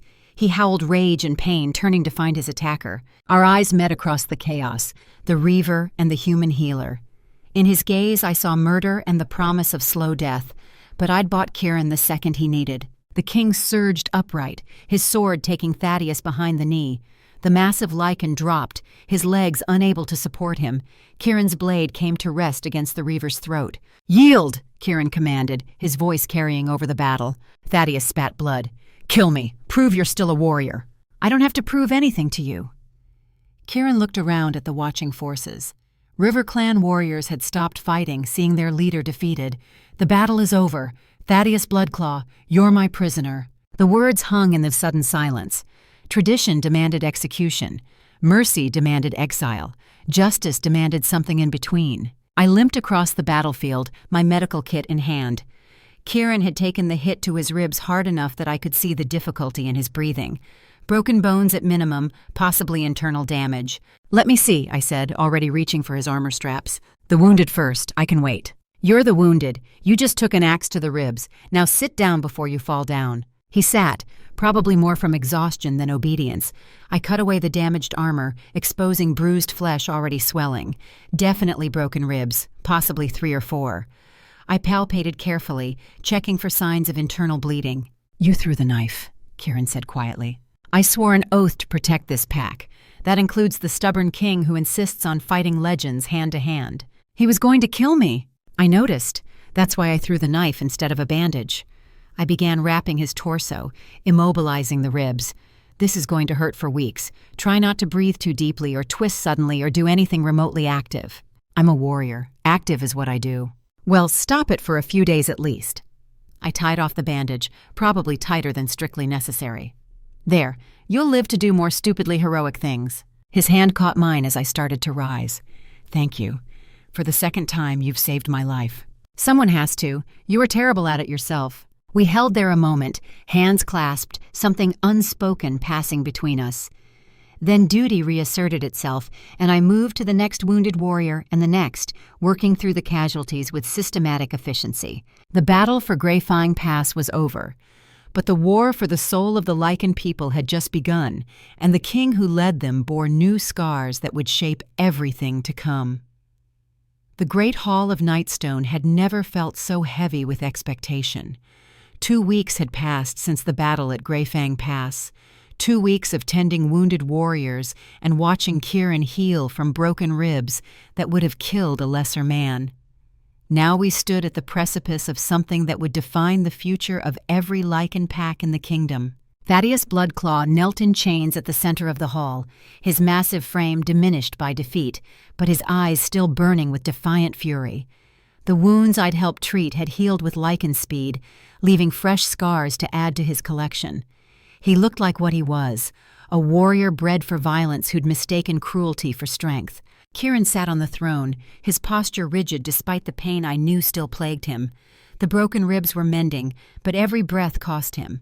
He'd refused the heavy pain medications I'd offered, insisting he needed a clear mind for what came next. Stubborn man. Stupidly heroic, just like I'd warned. I stood to his right, granted position at the high table as blood oath sworn and officially recognized as Ash's guardian. The honor still felt strange, a human woman standing in judgment over lykan matters. But Kieran had insisted, and the assembled council had grudgingly accepted my presence. Marcus flanked Kieran's left, hand resting on his sword hilt. Garrett occupied the seat beside me, his scarred hands folded on the table. Isadora stood at the end, her severe expression even more pinched than usual. She'd opposed my inclusion until the moment the council session began, but tradition bound her to respect the king's decisions. The hall was packed. Warriors from every major pack had come to witness justice served against the Reaver. Human representatives sat in a specially designated section, the first time they'd been invited to lykan proceedings. Everything about this trial was unprecedented, which made it either revolutionary or disastrous depending on the outcome. "Thaddeus Bloodclaw," Kieran began, his voice carrying across the assembled crowd, "you stand accused of war crimes, treason against the crown, and the murder of 53 souls, both human and lykan. How do you answer?" "Guilty." Thaddeus's voice held no remorse. "Guilty of fighting for tradition. Guilty of opposing your weakness. Guilty of trying to restore what made us strong before you corrupted it with human sentiment and mercy for the defective." Murmurs rippled through the hall, some outraged, others approving. The kingdom remained divided, and Thaddeus knew it. "You call mercy corruption," Kieran said quietly. "What do you call burning villages full of innocents?" "Necessary." Thaddeus lifted his head, meeting the king's gaze without flinching. "You've forgotten what it means to be lykan. We are predators, Blackwood, apex hunters. Every reform you've implemented weakens us. Disabled pups drain resources. Human alliances make us vulnerable. Omega rights disrupt natural hierarchy." Natural hierarchy. I couldn't stop the words. Every eye in the hall turned to me, but I kept my focus on Thaddeus. Is it natural to abandon infants because they're born different? Is it natural to murder farmers and healers because they're human? Is it natural to mistake compassion for weakness? "You." Thaddeus bared his teeth. "Human, you've bewitched him, made him forget what strength truly means." I rose from my seat, aware of Kieran's sharp intake of breath beside me. This wasn't protocol, but protocol hadn't saved Ash or stopped Thaddeus's killing spree. "I've stitched your warriors back together after battle. I've held dying men while they gasped their last breaths. I've made the choice between who lives and who dies when supplies run short." I moved closer to the prisoner, close enough to see the hate in his eyes. "Strength isn't cruelty. Honor isn't genocide. My father taught me that the measure of any society is how it treats its weakest members. Your father was human. What could he possibly understand about our ways? He understood that courage means protecting those who can't protect themselves. He understood that real strength is choosing mercy when vengeance would be easier." I looked up at Kieran. "Your king understands that. That's why warriors follow him, not out of fear, but out of belief in something bigger than survival." The hall erupted, traditionalists shouting objections, reformists voicing support, the whole carefully controlled proceeding threatening to dissolve into chaos. Kieran stood, and the hall fell silent. Even wounded, even facing opposition, his presence commanded absolute attention. "Cassandra Thorne speaks truth," he said, "and she has earned the right to speak it through deeds, not bloodline." He turned his attention back to Thaddeus. "Traditional law demands your execution. You've committed treason, murder, and war crimes. The sentence is death." Thaddeus smiled as if he'd won something. "Then do it, Blackwood. Prove you still have the spine to kill your enemies." "But I've been working to build new traditions," Kieran continued. "Ones where justice serves the living, not just punishes the guilty. So I offer you a choice, Reaver. Death by execution, quick and clean, or life in exile, stripped of rank and pack, forbidden from lykan lands for 30 years. The smile vanished from Thaddeus's face. "You would deny me even an honorable death?" "I would give you the mercy you claim is weakness. Live with what you've done. Watch the world you tried to destroy thrive without you. See your old ways fade into history while progress builds something better." Kieran's voice hardened. "That's your punishment. 30 years of knowing you failed." "I'll take death before such dishonor." "Then you're a fool, because death is easy. Living with your choices, that takes real strength." Thaddeus lunged, chains snapping with lykan power as he broke his restraints. He had nothing left to lose, and that made him more dangerous than any armed warrior. His target was obvious. Me. The human who'd humiliated him, who represented everything he hated. He covered the distance in 2 heartbeats, claws extended, murder in his eyes. Training took over. I dropped low, letting his momentum carry him over me, but his back claw caught my shoulder, tearing through leather and flesh. Pain exploded, hot and immediate. Then Kieran was there, moving despite broken ribs, despite every tactical reason to let his guards handle the threat. His sword met Thaddeus mid-lunge, the blade stopping just short of the Reaver's throat. They froze in that tableau, predator and king, old ways and new, the entire future of the Lykan people balanced on the edge of Kieran's steel. "You could kill me now," Thaddeus rasped. "It would be justified. Your guards would call it self-defense." "I know." Kieran's voice was steady, despite the pain I could see etched in every line of his face. "But I'm not going to. Because I meant what I said. Mercy isn't weakness. It's the hardest choice a warrior can make." He stepped back, lowering his sword. Guards rushed in, securing Thaddeus with chains that wouldn't break. The Reavers stared at Kieran with something that might have been confusion or grudging respect.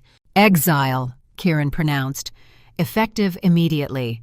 You have until sunset to leave Nightstone territory. If you're found within the kingdom's borders after that, the sentence becomes death. No trial, no mercy, no second chances." They dragged Thaddeus away, still cursing, still defiant, but the fight had gone out of him. He'd lost not just the battle, but the narrative. Kieran had proven that strength and compassion weren't opposites, and every Lykan who'd witnessed it would carry that lesson forward. I pressed my hand against the gash in my shoulder, blood seeping between my fingers. Not life-threatening, but deep enough to need attention. Kieran saw it the same moment I did. "Bryn!" he called, and the healer was already moving. "Take her to the medical wing." "I'm fine," I protested, even as the adrenaline started to fade and the pain sharpened. "It's just a scratch." It's 4 parallel lacerations through muscle tissue that need immediate cleaning and stitching. Kieran's healer voice brooked no argument, the same tone I used on stubborn patients. "Go. Let Bryn treat you properly." Our eyes met across the chaos of the hall, and something passed between us. Gratitude, perhaps. Or recognition that we'd just crossed another threshold together, one that couldn't be uncrossed. 3 weeks later, I stood in the castle gardens watching Ash toddle across the grass with determined concentration. 6 months old by Lykan aging, which translated to roughly 4 human years in development. The splint had come off his leg 2 weeks ago, and while he still limped, he could walk and even run short distances without assistance. "Mama, watch!" he called, attempting a jump that was more hop than actual air. "I'm watching, sweetheart. That was excellent." Garrett sat on a bench nearby, his expression softer than I'd ever seen it. He visited twice a week now, bringing gifts and spending hours teaching Ash things a father should teach a son. How to track by scent, how to identify safe plants from poisonous ones, how to stand firm even when you're scared. "He's strong," Garrett observed as Ash attempted another jump. "Stronger than I was at that age," my father used to say. "He's determined, refuses to let the limp stop him from anything. Gets that from you." Garrett's golden eyes found mine. The stubbornness, I mean, and the courage to keep going when everything says you should quit. The compliment surprised me. Garrett had come far from the hostile alpha who'd initially denied Ash's existence. Losing his mate had hardened him, but reconnecting with his son was thawing something I suspected he'd thought frozen forever. "Thank you for sharing him," Garrett continued. "I know pack law gives me the right to take him back to Stone Ridge. I want you to know I'm choosing not to because this is where he belongs, with you and Kieran. You're his father. You'll always be his father. And you're his mother in all the ways that matter. Blood doesn't make family. Choice does." He rose from the bench, ruffling Ash's fur as the pup ran past. "Speaking of family, Kieran asked me to give you a message. He wants to see you in his private quarters tonight after the evening meal." Something in Garrett's tone suggested this was more than a casual summons. "Did he say why?" "No, but I've known Kieran since we were both young warriors trying to prove ourselves. I know that look he gets when he's about to make a decision that changes everything."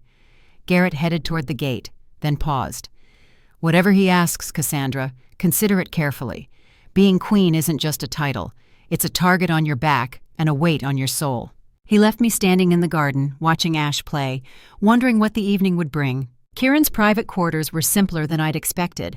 No throne room grandeur, just comfortable furniture arranged around a massive fireplace, bookshelves covering one wall, and large windows overlooking the forest beyond. Maps covered a work table, the same tactical mind always planning, always preparing. He stood by the window when I entered, still favoring his ribs slightly, though he tried to hide it. The setting sun cast him an amber light, highlighting the silver streaks in his dark hair and the scars that marked his jaw and hands. "Thank you for coming," he said, gesturing to a chair near the fire. "How's your shoulder?" "Healing. Bryn says I'll have 4 parallel scars that match the ones on my arm from the rogue attack." Scars are proof we survived what tried to kill us. He settled into the chair across from mine, close enough that I could see the gold flecks in his eyes. My father used to say that. Before he died defending reforms that half the kingdom opposed. I didn't know you'd lost him to the old ways. Assassinated by traditionalists who thought a king protecting disabled pups was weak. Kieran's hands clasped together, knuckles white with old pain. I was 25, had just unified the warring packs through what my enemies called ruthless violence. Then my father made me choose between tradition and compassion. What did you choose? Both. I kept the strength that had won the wars, but I added the mercy my father died protecting. He met my eyes. That's what I wanted to talk to you about. The solstice gathering is in 1 week. Traditionally, it's when kings announce major decisions affecting the realm. My heart started beating faster. What kind of decisions? The kind that change futures, establish new traditions. He rose, moving to the window again as if he needed the distance to say what came next. When I was born, I had a clubfoot, twisted inward so badly I couldn't walk properly. Traditional law said I should be culled like any other defective pup. I'd suspected as much from fragments he'd mentioned before, but hearing him say it plainly still hit hard. My father defied this council, kept me alive. I spent 10 years being called the crippled prince, enduring mockery and challenges from warriors who thought a malformed king could never lead. His reflection in the glass showed old pain resurfacing. When I was 10, a healer from the Northern Territories developed an experimental treatment. Broke the bones, reset them correctly, years of therapy afterward. It worked. I could walk normally, run, fight. And you trained twice as hard as anyone else, I guessed. 3 times as hard, because I had to prove the defect hadn't weakened me. Had to show that compassion for the different wasn't the same as accepting weakness. He turned from the window, and the vulnerability in his expression stole my breath. I see Ash, and I see myself. That's why I'll never let anyone hurt him. Why I'll fight every tradition that says being different makes you less. That's why you changed the laws. Partly, but also because I learned something in those 10 years of shame and struggle. Being different doesn't make you weak. It makes you fight smarter, think harder, prove yourself every single day. He crossed the space between us, kneeling beside my chair so we were eye level. I see you, Cassandra, and I see someone who fights the same way. Not with the strength you were born with, but with the courage you choose every day. His hand found mine, calloused warrior's palm against my own scarred fingers. The contact sent warmth through me that had nothing to do with the fire and everything to do with this complicated, honorable, infuriating man. The solstice gathering is when kings traditionally announce their chosen mates, he said quietly. I'm asking you, Cassandra Thorne, if you'll be my queen. Not for politics or alliance, but because you balance me. Strength with compassion, war with healing. You showed me that mercy and power aren't enemies. I couldn't breathe, couldn't think past the thundering of my heart. Kieran, I'm human. Your people barely tolerate me. Then we make them more than tolerate. We make them see what I see. A warrior who saves lives, a woman who threw a knife across a battlefield to protect her king. Someone who understands that real strength is choosing kindness, even when cruelty would be easier. There will be opposition. Traditionalists will fight this. Let them fight. I've been fighting all my life, but I'd rather fight beside you than win alone. His other hand came up to cup my face, thumb tracing the scar on my cheekbone from the rogue attack. I'm not asking you to be a silent partner or decorative consort. I'm asking you to stand beside me, speak your truth, challenge me when I'm wrong, and help build the world Ash deserves to grow up in. I have a condition, I heard myself say. Name it. I prove myself first, publicly. Not as your chosen, but as someone who earns the right to stand beside you. The idea had been forming since the trial, crystallizing now into certainty. If I'm to be queen, I don't want anyone saying it was handed to me because you loved me. I want them to say I earned it through merit. Pride lit his eyes. What did you have in mind? The traditional trials, combat, wisdom, sacrifice, the same tests any warrior undergoes to prove themselves worthy of high rank. I stood, pulling him up with me. I pass all 3, and I accept your proposal. Fail any one of them, and I leave Nightstone quietly. No argument, no second chances. Those trials are designed for lycans. They're dangerous even for warriors bred to survive them. Then I'll adapt them to test what matters, not lycan strength, but the qualities a queen needs: strategy, judgment, courage. I squeezed his hand. Do we have a deal? Kieran studied me for a long moment, clearly weighing the risks. Then that fierce smile I'd come to recognize broke across his face. We have a deal. 3 trials before the solstice gathering. Pass them all, and I announce you as my chosen mate and future queen. And if I fail? You won't. He pulled me close, careful of my injured shoulder. But if you do, I'll respect your condition, even though it would break me to let you go. His lips found mine, gentle at first, then deepening with the weight of everything unspoken between us. This wasn't the desperate kiss of soldiers facing death, but the deliberate choice of 2 people committing to a future together. When we finally broke apart, both breathing hard, his forehead rested against mine. When do the trials begin? I whispered. Tomorrow at dawn. We'll announce them publicly at the morning assembly. His arms tightened around me. 3 days, 3 trials, the entire kingdom watching. Are you certain about this? More certain than I've been about anything since my father died. Then we do it your way. Because that's who you are. Stubborn, brave, and absolutely impossible to dissuade once you've made up your mind. I laughed despite the nerves already jangling in my stomach. Is that your medical diagnosis? Professional observation based on extensive evidence. We stood there in the firelight, holding each other, knowing that the next 3 days would determine everything. Either I'd emerge as Kieran's acknowledged equal, or I'd leave Nightstone and never look back. There would be no middle ground. The first trial began at dawn, with the entire court assembled in the Great Hall. Kieran stood on the dais, formal and regal, but I caught the concern in his eyes as they tracked me standing in the center of the floor. "The trial of combat," Marcus announced, his parade-ground voice carrying to every corner. "Cassandra Thorne will be taken to the deep woods and released with no weapons, no supplies, and no assistance. She must survive 24 hours and return with proof of a predator kill. Failure means death or permanent exile." Murmurs spread through the assembly. This was the traditional test for young warriors proving themselves ready for full pack membership. Many didn't survive it. The deep woods were wild territory, home to mountain cats, dire wolves, and worse things that even lycans feared. "Do you accept these terms?" Kieran asked formally. "I accept." They bound my hands for the journey, more ceremony than security. Marcus himself led the escort that would take me deep into lycan territory and release me. Kieran couldn't show favoritism by coming himself, but his eyes followed me until I passed through the gates. The ride took 3 hours, pushing deeper into wilderness than I'd ever traveled.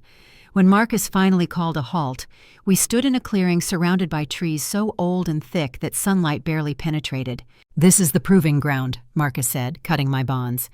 "Head due east for 24 hours. Survive, hunt, kill something worth bringing back. When the sun reaches this position tomorrow," he pointed at a mark on a nearby tree, "you must be standing here with your proof or your declared forfeit." "Understood." He hesitated, then lowered his voice. "Cassandra, you don't have to do this. No one would think less of you for withdrawing. I would think less of me." I flexed my hands, getting circulation back. "Besides, someone has to prove humans can be more than victims waiting to be saved." "Stubborn." But he smiled. "Good hunting, Doc. Try not to get eaten." They left me there, alone in the deep wilderness, with nothing but the leather clothes I wore and the knowledge my father and grandmother had taught me. I took stock of my situation with the calm my father had drilled into me. Panic kills. Assess, plan, execute. First priority was water. I could hear a stream nearby, the sound faint but distinct. I followed it upstream until I found a clear pool fed by a small waterfall. Good. Water handled. Next was shelter and weapons. I spent the first 2 hours gathering materials: straight branches for spears, vines that could serve as cordage, sharp rocks that could be chipped into crude blades. My grandmother's lessons on wilderness survival blended with my father's tactical training. By midday, I had 2 serviceable spears, a knife made from fractured stone lashed to a wooden handle, and a basic lean-to shelter near the stream. Now came the hard part: hunting something worth bringing back as proof. I spent the afternoon tracking, looking for signs of the predators that called these woods home.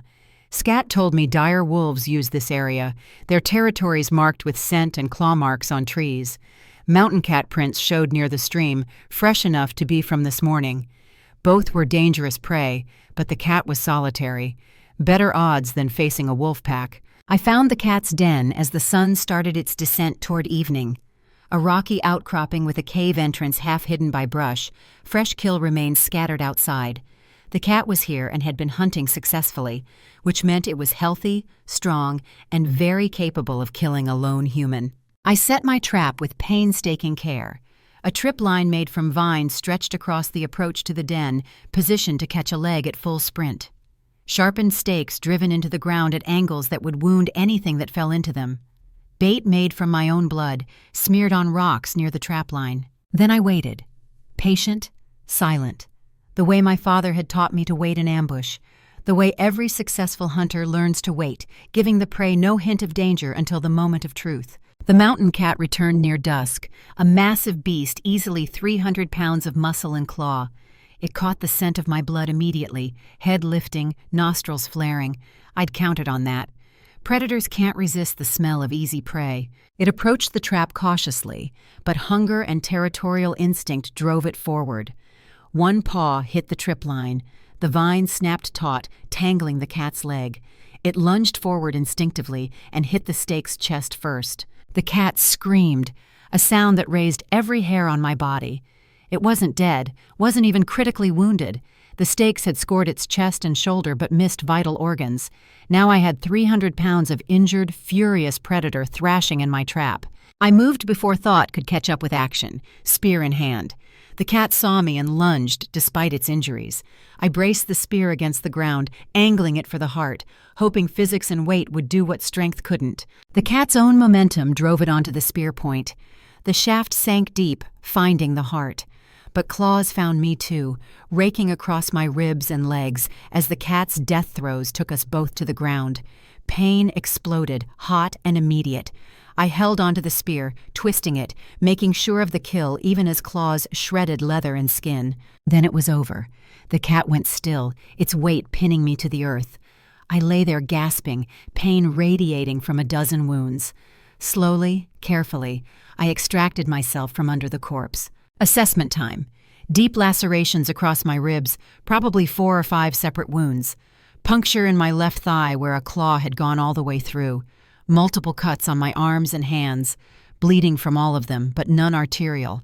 I could survive this if I worked fast. I dragged myself to the stream, the effort leaving me dizzy. Field medicine time. Clean the wounds with water, even though it hurt like fire. Pack them with moss that had natural antiseptic properties. Tear strips from my shirt for bandages. Crude but effective. Then I built a fire, using flint rocks and dry tinder. The flames gave warmth and light as darkness fell completely.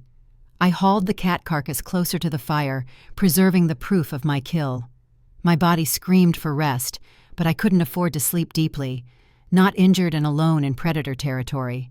The night was long and cold despite the fire. Every sound made me jerk awake, hand reaching for my stone knife. Twice I heard dire wolves in the distance, their howls raising primitive fear. But they didn't come close. Maybe the scent of the dead cat warned them off, or maybe I just got lucky. Dawn found me feverish and shaking. Infection was setting in despite my field treatment.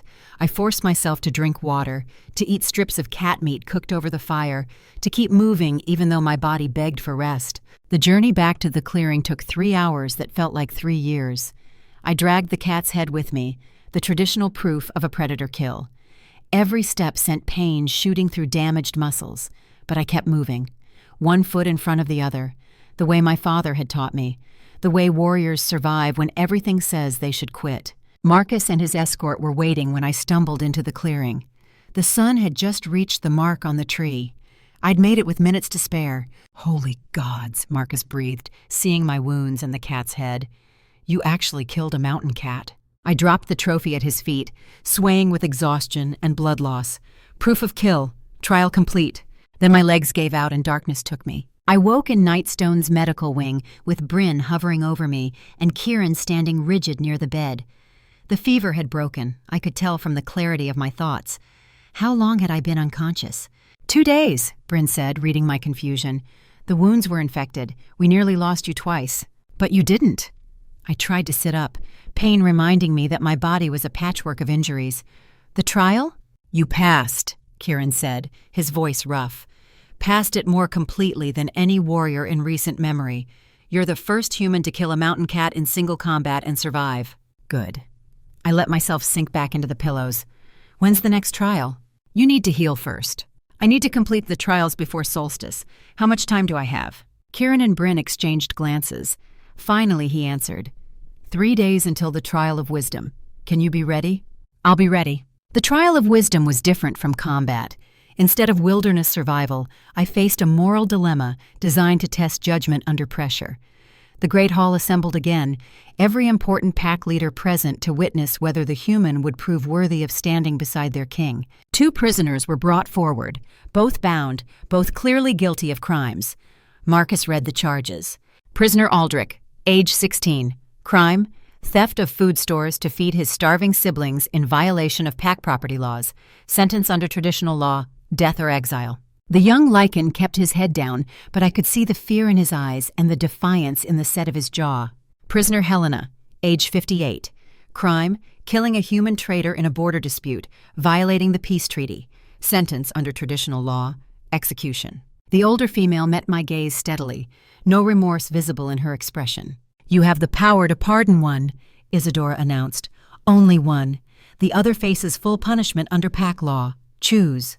It was Sophie's choice dressed in lykan tradition. Both prisoners were guilty. Both had reasons that might mitigate their crimes. But resources only allowed mercy for one. Choose the young with potential or the elder with wisdom? Choose family desperation or cultural misunderstanding? Choose and live with the consequences. The hall fell silent, waiting for my judgment. I stood, my wounds from the trial of combat still aching but manageable. I refused the choice. Gasps echoed through the hall. Isadora's face flushed with anger. That's not how the trial works. You must choose. The trial assumes punishment and mercy are opposites. They're not. I moved closer to the prisoners, studying them both. You've given me a false dilemma. Pick which guilty person deserves mercy, as if mercy is a limited resource. But it's not. Explain yourself, Kieran said, his expression neutral, but I caught the gleam of interest in his eyes. Prisoner Aldrich stole to feed his siblings. That shows family loyalty and courage, even if the method was wrong. Sentence him to community service. He wanted to feed the hungry, so let him work in the food distribution centers. Learn to ask for help instead of stealing it. Teach him there's no shame in needing support. Murmurs spread through the crowd. I turned to Helena. Prisoner Helena killed during a border dispute. The report says it was a cultural misunderstanding about territory and trade rights. She believed she was defending pack lands against intrusion. Sentence her to serve as cultural liaison between lykan and human communities. Teach both sides to understand each other so this doesn't happen again. Let her transform her mistake into education. Both serve, both learn, both live, I said, meeting Isadora's hostile gaze. That's my judgment. Justice doesn't require death. It requires wisdom to find solutions that serve the living and honor the dead. Silence greeted my words. Then Garrett stood from his place in the observer section. I support this judgment. It shows exactly the kind of innovative thinking we need. Not bound by tradition, but not discarding it either. Evolution. One by one, other pack leaders rose in support. Even Isadora, after a long moment, gave a grudging nod. The trial of wisdom is passed, Kieran announced. The council accepts your judgment. 2 trials down, 1 remained. The trial of sacrifice came without warning 3 days later. I was in the medical wing checking on recovering warriors when Bryn burst in, her face pale with panic. It's Ash. He's having seizures. Some kind of lykan pup disease, rare but deadly. My heart stopped. What does he need? There's a cure. Rare herb that grows in the Blackstone ruins. Her voice caught. But Thaddeus's loyalists still control that area. At least 30 warriors loyal to the old ways, all armed and hostile. How long does Ash have? 48 hours, maybe less. I was already moving, grabbing my medical pack, checking supplies. Then we go now. Cassandra. Bryn caught my arm. This is the trial of sacrifice. You have to go alone. No help, no backup. That's the rule. Understanding crashed over me. This wasn't coincidence. This was the final test, and it was the cruelest one yet. Go alone into enemy territory to save Ash, or stay safe and watch him die. Where's Kieran? He can't interfere. Trial rules. He's in his quarters, probably tearing himself apart knowing he can't help you or his nephew. I thought of Ash's bright eyes and fierce determination. Thought of how far he'd come, how much he'd overcome. Thought of the future he deserved to have. Tell me exactly where the herb grows. The journey to Blackstone Ruins took 8 hours of hard riding, followed by 4 hours of careful approach on foot. The ruins were exactly what the name suggested, the shattered remains of an ancient lykan fortress that had fallen during the wars Kieran had fought to unify the kingdom. Thaddeus's loyalists had made it their base, too proud or too stubborn to accept exile along with their leader. Intelligence reports put their numbers at around 30, all veterans, all hostile to everything Kieran represented. I scouted the perimeter as darkness fell, looking for weak points. The herb grew in the central courtyard, right in the heart of their encampment. Of course it did. Nothing about these trials had been easy. I waited for the guard change at midnight, that brief window when attention wavered and discipline slipped. Then I moved. Silent approach, using shadows and rubble for cover. My father's infiltration training coming back. Lessons learned from his stories of night operations. Slow is smooth, smooth is fast. Don't rush, don't panic, breathe steady. I made it to the courtyard wall. The herb grew near the old well, exactly where Bryn had described. I could see it from here, silvery leaves distinct even in moonlight, so close. A guard walked past my position, close enough that I could hear his breathing. I waited until he passed, counted to 10, then slipped over the wall. The herb came up easily, roots and all, carefully placed in my pack. Now for the hard part. Getting out.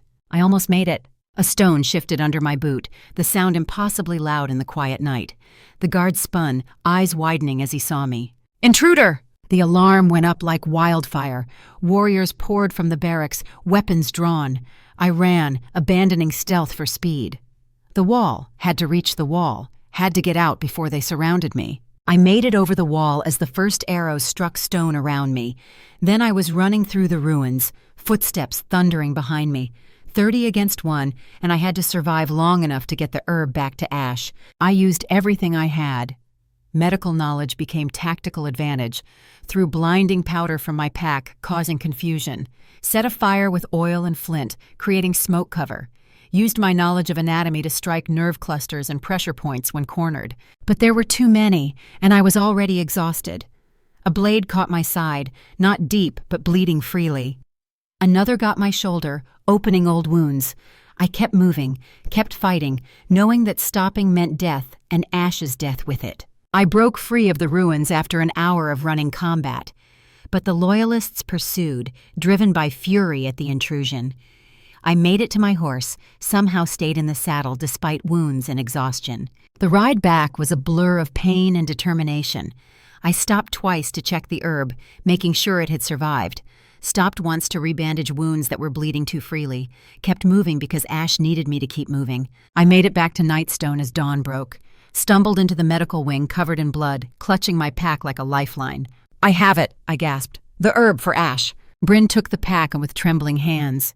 Then she saw something I'd missed in the chaos and exhaustion. Saw it in her healer's examination, in the way my wounds bled and the particular quality of my pain. "Cassandra," she said softly, "you were pregnant." The word didn't make sense at first.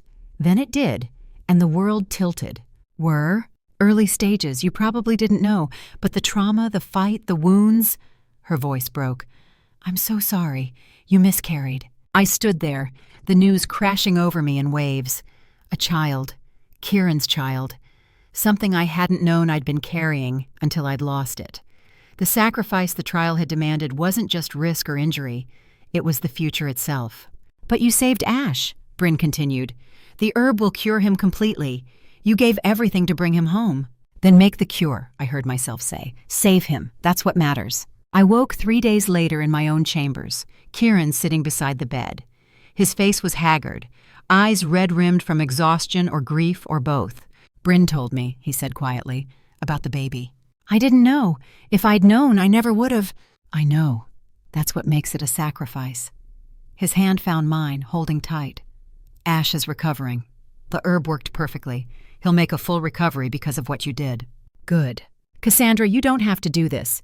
The trials were meant to prove you were worthy, but you've already proven that 1,000 times over. I can announce you as my chosen without ceremony, without council approval. We'll face the opposition together." I met his eyes, seeing the pain there and the love and the desperate hope that I'd let this go. "Did I pass?" I asked. "The trial of sacrifice?" "Unanimously. Every council member, even the traditionalists, voted to accept you. They said anyone who'd give that much deserved to stand beside the king." "Then we do it properly. The coronation at solstice, the full ceremony. I want them to know I earned this, that every scar and sacrifice was freely given." I touched his face, feeling the wetness of tears I hadn't realized I was crying. "We'll have other children, when the time is right. But right now, we build the world those future children deserve to inherit." He kissed me then, gentle and reverent, tasting the salt of shared grief and shared hope. "You're the strongest person I've ever known. I learned from the best, a king who chose mercy over vengeance, and a father who taught me to finish the job no matter what it cost." Solstice came with ceremony and celebration that filled Nightstone from courtyard to ramparts. Every major pack sent representatives. Human delegations arrived from 3 territories. The hall glittered with candles and banners, transformed from austere fortress to something approaching beauty. I stood in my chambers, wearing a dress Bryn had designed specially for the occasion. Deep green like the forest, silver embroidery like moonlight on water, practical enough to move in, but formal enough for a coronation. The scars on my shoulder and ribs showed above the neckline, 4 parallel marks from Thaddeus and newer wounds from the mountain cat and the ruins. I didn't hide them. They were proof of every trial survived, every choice made. Ash bounced around my feet, fully recovered and irrepressibly excited. "Mama, pretty!" "Thank you, sweetheart." I knelt carefully, still healing from the trial of sacrifice. "Remember what we practiced? When they call you, you walk to Papa Kieran and take his hand. And then? And then we become family, all of us together." A knock at the door announced Garrett. He entered formally, dressed in the regalia of Stone Ridge Alpha, but his expression softened when he saw Ash. "The hall is ready," he said. "Everyone is waiting." "How do I look?" I asked, suddenly nervous. "Like someone who fought her way here and earned every step." He offered his arm. "May I have the honor of escorting you? As Ash's father and your ally, I'd like to be the one who presents you to the king." The gesture meant more than I could express. I'd be honored. We walked through corridors lined with warriors standing at attention, every one of them a fighter I'd treated or trained with or bled beside. They saluted as I passed, fists over hearts, the warrior's acknowledgement of a comrade. The great hall doors opened to reveal a sea of faces, lycans and humans mixed together, traditionalists standing beside reformists, old enemies united in witnessing this unprecedented moment. The aisle stretched before me, and at its end, Kieran waited. He wore black leather and silver, the crown of the Lykan kings resting on his dark hair. But his eyes were all for me, golden and intense, tracking every step I took toward him. Garrett led me to the base of the dais, then stepped back. I climbed the steps alone, as tradition demanded. Kieran's hand extended to help me the last step, a gesture that spoke of partnership rather than dominance. "Who comes before the throne?" Marcus called in his formal voice. "Cassandra Thorne," I replied, my voice steady. Human healer, blood oath sworn, proven through trials of combat, wisdom, and sacrifice. "What do you seek?" "To stand beside the king as equal partner, to serve the kingdom with skill and courage, to build a future where strength and compassion walk hand in hand." Kieran spoke then, his words carrying to every corner of the hall. "I, Kieran Blackwood, king of the unified Lykan Pax, accept Cassandra Thorne as my chosen mate and co-ruler. She has proven herself through deeds, not bloodline, through courage, not privilege, through sacrifice that cost her everything yet broke nothing of her spirit." He lifted 2 circlets from the table beside the throne, not gold crowns heavy with jewels, but simple silver bands woven with mountain flowers and healing herbs. One he placed on my head, the other he handed to me. "I pledge my strength to shield the weak," he said as I raised the circlet. "My wisdom to guide with justice. My heart, to the woman who taught me mercy, is the warrior's greatest weapon." I placed the crown on his head, my hands steady despite emotion threatening to overwhelm me. "I pledge my skill to heal the wounded, my voice to speak for the silenced. My life to the man who showed me strength takes many forms." "Witness," Marcus called. "A new queen rises, a new tradition begins." The hall erupted, some howls of approval, some cheers, some silence that might have been disapproval or simple shock. But the overall wave was acceptance. Not everyone supported this, but enough did to matter. Then came the moment we'd planned. Garrett led Ash forward, the pup's steps still slightly uneven but strong. He climbed the dais carefully, then took both our hands. "Pack," Ash said clearly. His favorite word, the one that meant family and safety and home. Kieran lifted him, holding him between us. "Behold Ash of the royal line. Heir acknowledged, disabilities overcome, proof that every child deserves their chance to shine." The howls came louder then, the ancient lykan call of acceptance. Ash laughed, delighted by the sound, and that pure joy seemed to break the last resistance. Even the traditionalists couldn't deny the power of that moment. Father, mother, and child. Family forged not from tradition, but from choice. The ceremony continued with formal vows and ritual exchanges. I spoke the words in both human tongue and lykan language, binding myself to pack law and kingdom service. Kieran matched each vow, creating a partnership that had never existed in lykan history. When it finally ended, when the last ritual was complete and the feast began, Kieran pulled me close despite the watching crowd. "How do you feel, my queen?" "Terrified, exhausted, more alive than I've ever been." I looked around at the mixed crowd, human and lykan, traditional and progressive, all gathered under one roof. "We did it. We actually did it. We're just beginning. This is the easy part. The coronation is the easy part? Compared to building the world we promised? Yes." He kissed my forehead gently. "But we'll do it together. You, me, and that stubborn pup who brought us both here." Later that night, after the feast and the formalities, the three of us stood on the ramparts looking out over the kingdom. Ash had finally succumbed to exhaustion, sleeping peacefully in Kieran's arms.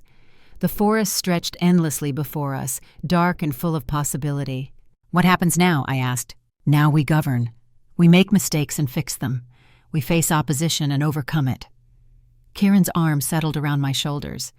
"We raise Ash and whatever other children we're blessed with. We prove every day that compassion and strength aren't enemies." "Sounds exhausting." "It will be, but worth it." He looked down at me, and in his eyes I saw everything we'd fought for, and everything we'd yet to build. "Welcome home, Cassandra, my queen, my balance, my heart. Welcome home, Kieran, my king, my partner, my impossible, stupidly heroic love." 1 year later, the changes were visible everywhere. The medical academy I'd established trained both human and lykan healers in combined techniques. Trade flourished between human settlements and lykan packs, protected by treaty and mutual respect. 3 more packs had formally ended the practice of culling disabled pups, and 2 had appointed human advisors to their councils. Ash raced through the training yard, keeping pace with pups twice his size, despite the slight limp that would always mark him.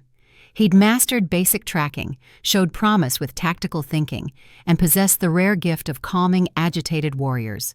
His disabilities hadn't disappeared, but they'd been redefined as different strengths. Garrett had remarried, a widow from Stone Ridge who'd lost her mate in the Unification Wars. He brought her to visit regularly, building the extended family Ash deserved. The relationship between our packs had never been stronger, bonded by blood and choice. I stood in the gardens, one hand resting on my swelling belly. 5 months along with twins, Bryn had confirmed. A boy and a girl, both healthy, both already showing the combined traits of human and lykan heritage. They kicked, as if practicing for the warrior training they'd receive, regardless of gender or ability. "Mama," Ash called, "Papa says watch this." I looked up to see him balanced on a low wall, arms spread for stability. It was higher than he'd ever attempted, his weaker leg the only thing keeping him from perfect balance. "I'm watching, sweetheart, be careful." He jumped. For a moment he flew, actually airborne, before landing in a roll that absorbed the impact. Not perfect, but successful.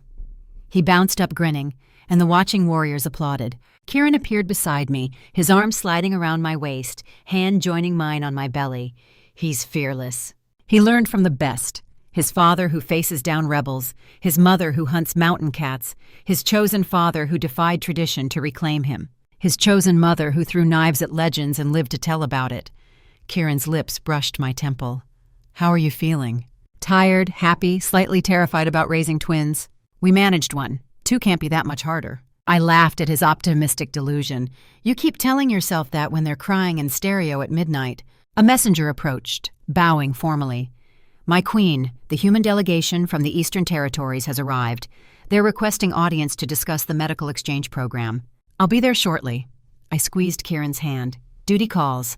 It always does, but we face it together. I watched Ash playing with the other pups, saw the guards who protected our home without it feeling like a prison, felt the lives growing inside me and the man beside me who'd chosen love over tradition. We'd built this. Through sacrifice and courage and the stubborn refusal to accept that strength and compassion couldn't coexist. My father used to say, "Finish the job." I thought it meant completing the task in front of you, but now I understood. The job never finished. Every day brought new challenges, new chances to choose kindness or cruelty, mercy or vengeance, growth or stagnation. We'd chosen our path, and every day, in 100 small ways and a few large ones, we'd keep choosing it. Building the world Ash and his future siblings deserved, a world where being different meant being valuable, where strength served compassion instead of crushing it. I was Cassandra Blackwood, queen of the unified lykan packs, human healer, warrior's daughter, mother to the outcasts, and partner to a king who'd learned that real power was choosing mercy when violence would be easier. This was my home. This was my family. This was the future we'd fought for and would keep fighting to protect. And that was enough.